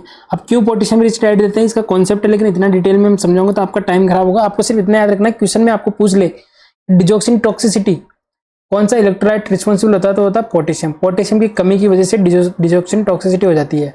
या फिर डायूरेटिक, क्योंकि डायूरेटिक भी पोटेशियम का लॉस करवाती है, एक्सेप्ट स्पाइरोनोलेक्टोन के अलावा जितने भी डायूरेटिक है पोटेशियम लॉस करवाती है, हाइपोकेलेमिया कोज करती है, और हाइपोकेलेमिया की वजह से पेशेंट को अंदर डिजोक्सिन टॉक्सिसिटी देखने को मिलती है। और इसका एंटीडोट भी पूछते हैं कि एंटीडोट क्या है डिजोक्सिन का, तो क्या है डिजी बाइंड, क्या है डिजी बाइंड, ठीक है। तो पेशेंट को कभी भी हाइपोकेलेमिया के स्टेट में हमें नहीं जाने देना है। हाई पोटेशियम रिच डाइट देनी है, ग्रीन लीफी वेजिटेबल, बनाना, पोटैटो, इसके अंदर क्या होता है पोटेशियम होता है आपका। फ्रेश जूस के अंदर जो है पोटेशियम होता है। एक और कॉन्सेप्ट सीखिए, जो फ्रेश जूस होता है, फ्रेश जूस होता है उसके अंदर कौन सा इलेक्ट्रोलाइट होता है पोटेशियम। और जो ओल्ड जूसेज होते हैं, थोड़े से पुराने होते हैं, उसमें कौन सा कंसंट्रेशन होता है सोडियम का। ये भी चीज़ आपको याद रखनी है, ठीक है। और अगर इसकी टॉक्सिसिटी से रिलेटेड कुछ हम बात कर लेते हैं, डिजोक्सिन की टॉक्सिसिटी आपको पता ही है कौन सी ड्रग करवाती है, एक तो आपका पोटेशियम, ठीक है। एक और आपको एक ड्रग याद रखनी है, सिर्फ आपको याद रखना है क्विनिडीन। ऑप्शन में आए क्विनिडीन, वो एंटी वो क्विनिन होती है, ये क्विनिडीन है, ये क्या है first class anti arithmetic drug है। नोट सेट में अगर आपको क्वेश्चन पूछा जाए कि डिजोक्सिन टॉक्सिसिटी कौन सी ड्रग बढ़ाती है तो बिना सोच समझे क्विनिडीन ऑप्शन में तो करके आ जाना, ठीक है। बहुत इंपॉर्टेंट एमसीक्यू, पिछली बार नोट सेट में पूछा गया था, इस बार पूछा जा सकता है। तो क्विनिडीन क्या करती है डिजोक्सिन टॉक्सिसिटी को इंक्रीज करती है। और कौन सी कंटेंट है हाइपोकेलेमिया, यानी कि पोटेशियम का लेवल कम हो जाए तो डिजोक्सिन टॉक्सिसिटी हो जाएगी। और क्या है डायूरेटिक्स, डायूरेटिक्स भी अगर पेशेंट के चल रहा है तो डिजोक्सिन टॉक्सिसिटी हो जाएगी। अब हम पढ़ते हैं डिजोक्सिन टॉक्सिसिटी के कुछ सिम्टम होते हैं। अर्लीस्ट सिम्टम पूछा जाए, जैसे लिथियम में अर्ली सिम्टम होते हैं, वैसे इसके अंदर भी अर्ली सिम्टम जो होते हैं जीआईटी के होते हैं, nausea, vomiting, diarrhoea early symptom होते हैं। और पेशेंट क्या कंप्लेंट करेगा, उसको पेशेंट कंप्लेंट करेगा yellow green halos. Patient complaint करेगा कि उसको जो विजन है ब्लड विजन हो गया और उसको येलो ग्रीन हेलोज दिखाई देखने को मिल रहा है, इसको हम क्या बोलते हैं जेंथोप्सिया। जेंथोप्सिया बहुत इंपॉर्टेंट है, सारी चीज़ें आपको याद रखनी है। और डिजोक्सिन क्या करती है विजुअल डिस्टर्बेंस करती है, जेंथोप्सिया करती है, गायनेकोमेस्टिया करती है, ठीक है गायनेकोमेस्टिया, ठीक है। ब्रेस्ट डेवलपमेंट इन मेल उसको क्या बोलते हैं गायनेकोमेस्टिया। सबसे इंपॉर्टेंट चीज़ ब्रेडिकार्डिया कोज करती है, इसलिए हार्ट रेट कम होने पर इसको हम नहीं देते हैं। डिजोक्सिन टॉक्सिसिटी के सारे सिम्टम इंपॉर्टेंट है। नेक्स्ट हम बात करें कि डिजोक्सिन का जो नॉर्मल लेवल है वो कितना होता है 0.5 to 2.0 नैनोग्राम पर डीएल। ये जरूर याद रखना क्विनिडीन वाला, क्विनिडीन डिजोक्सिन टॉक्सिसिटी करती है, एंटी अरिथमेटिक ड्रग है, ये क्विनिन नहीं है, ये क्विनिडीन है, दोनों में डिफरेंस होता है, ठीक है। तो पेशेंट को कभी भी डिजोक्सिन देने से पहले हमें दो तीन चीज़ों का ध्यान रखना है कि पोटेशियम लेवल हमें चेक करना है, कम है तो डिजोक्सिन नहीं देना है। हार्ट रेट चेक करना है, 60 से कम है एडल्ट के अंदर और 70 से कम है चाइल्ड के अंदर, और इन्फेंट के अंदर 90 से कम है तो हमें डिजोक्सिन नहीं देनी होती है, ठीक है। और डिजोक्सिन क्या कराती है और क्या कराती है वेंटिकुलर टेकिकार्डिया कराती है, वेंटिकुलर फिब्रिलेशन कॉज करवाती है डिजोक्सिन। और इसके लिए जो ड्रग यूज़ करी जाती है वो कौन सी लिडोकेन। तो कुछ चीज़ें थी बहुत इंपॉर्टेंट जो कि एग्जाम पॉइंट से इंपॉर्टेंट। अब हमारे ऑप्शन पे आते हैं कि पेशेंट कौन सा स्टेटमेंट दे रहा है जिससे हमें लग रहा है कि पेशेंट को रीएजुकेट करने की जरूरत है, पेशेंट समझा नहीं है। Option A I will limit my intake of food high in potassium, तो पहला ऑप्शन ही गलत हो गया, यही हमारा करेक्ट आंसर है। पेशेंट क्या बोल रहा है कि मैं जो पोटेशियम रिच डाइट है उसको अवॉइड करूंगा, उसको लिमिट करूंगा, नहीं, इसमें तो हमें पोटेशियम रिच डाइट देनी है जब भी डिजोक्सिन चल रहा है। दो चीज़ कॉन्सेप्ट याद रखो, लिथियम चल रहा है सोडियम हमें कम नहीं होना, सोडियम जो है हमें कम नहीं होने देना है, और डिजॉक्सिन चल रही है, हमें पोटेशियम कम नहीं होने देना। दोनों इंपॉर्टेंट कॉन्सेप्ट याद रखो, क्वेश्चन गलत नहीं होगा। ठीक है, I will not take this medication और notify the physician my heart rate is less than 60 beats per minute. ये तो सही बोल रहा है, इसमें री एजुकेट करने की जरूरत नहीं है। I will measure my pulse rate before every dose I take, ये भी सही बोल रहा है, हमेशा हमें पल्स रेट चेक करनी है तभी डिजॉक्सिन देना है। It is important that I immediately report any vision changes I may experience while taking this medication. तो जेंटोप्सिया होता है डिजॉक्सिन टेक्स्ट में, तो ये भी सही बोल रहा है, इसमें भी री एजुकेट करने की जरूरत नहीं है। तो करेक्ट आंसर क्या हो जाएगा, ऑप्शन ए। आई होप आज की क्लास बहुत इंपॉर्टेंट है, एक या दो एमसीक्यू पक्का आपके जो मेंस हैं उसमें से ज़्यादा से ज़्यादा आपको शेयर करना है इस क्लास को, ज़्यादा से ज़्यादा अपने जो फ्रेंड्स हैं उनको शेयर करना है। इंपॉर्टेंट क्लास है मेंस के रिकॉर्डिंग, जितने भी मैंने 21 लेक्चर लिए हैं मेंस और ईएसआई से रिलेटेड, बहुत इंपॉर्टेंट है, बहुत आपके काम में आएंगे। अब नेक्स्ट हम ईएसआई से सीरीज स्टार्ट करेंगे, उससे पहले आपको ये 20 से 21 क्वेश्चन सीरीज आपको देख के आना है। तो all the best for mains examination. North का जो मेंस एग्जाम है उसमें से आपके बहुत इंपॉर्टेंट इसमें से कुछ टॉपिक आ सकते हैं, तो आपको इस लेक्चर सीरीज को ज़्यादा से ज़्यादा शेयर करना है। All the best, thank you very much.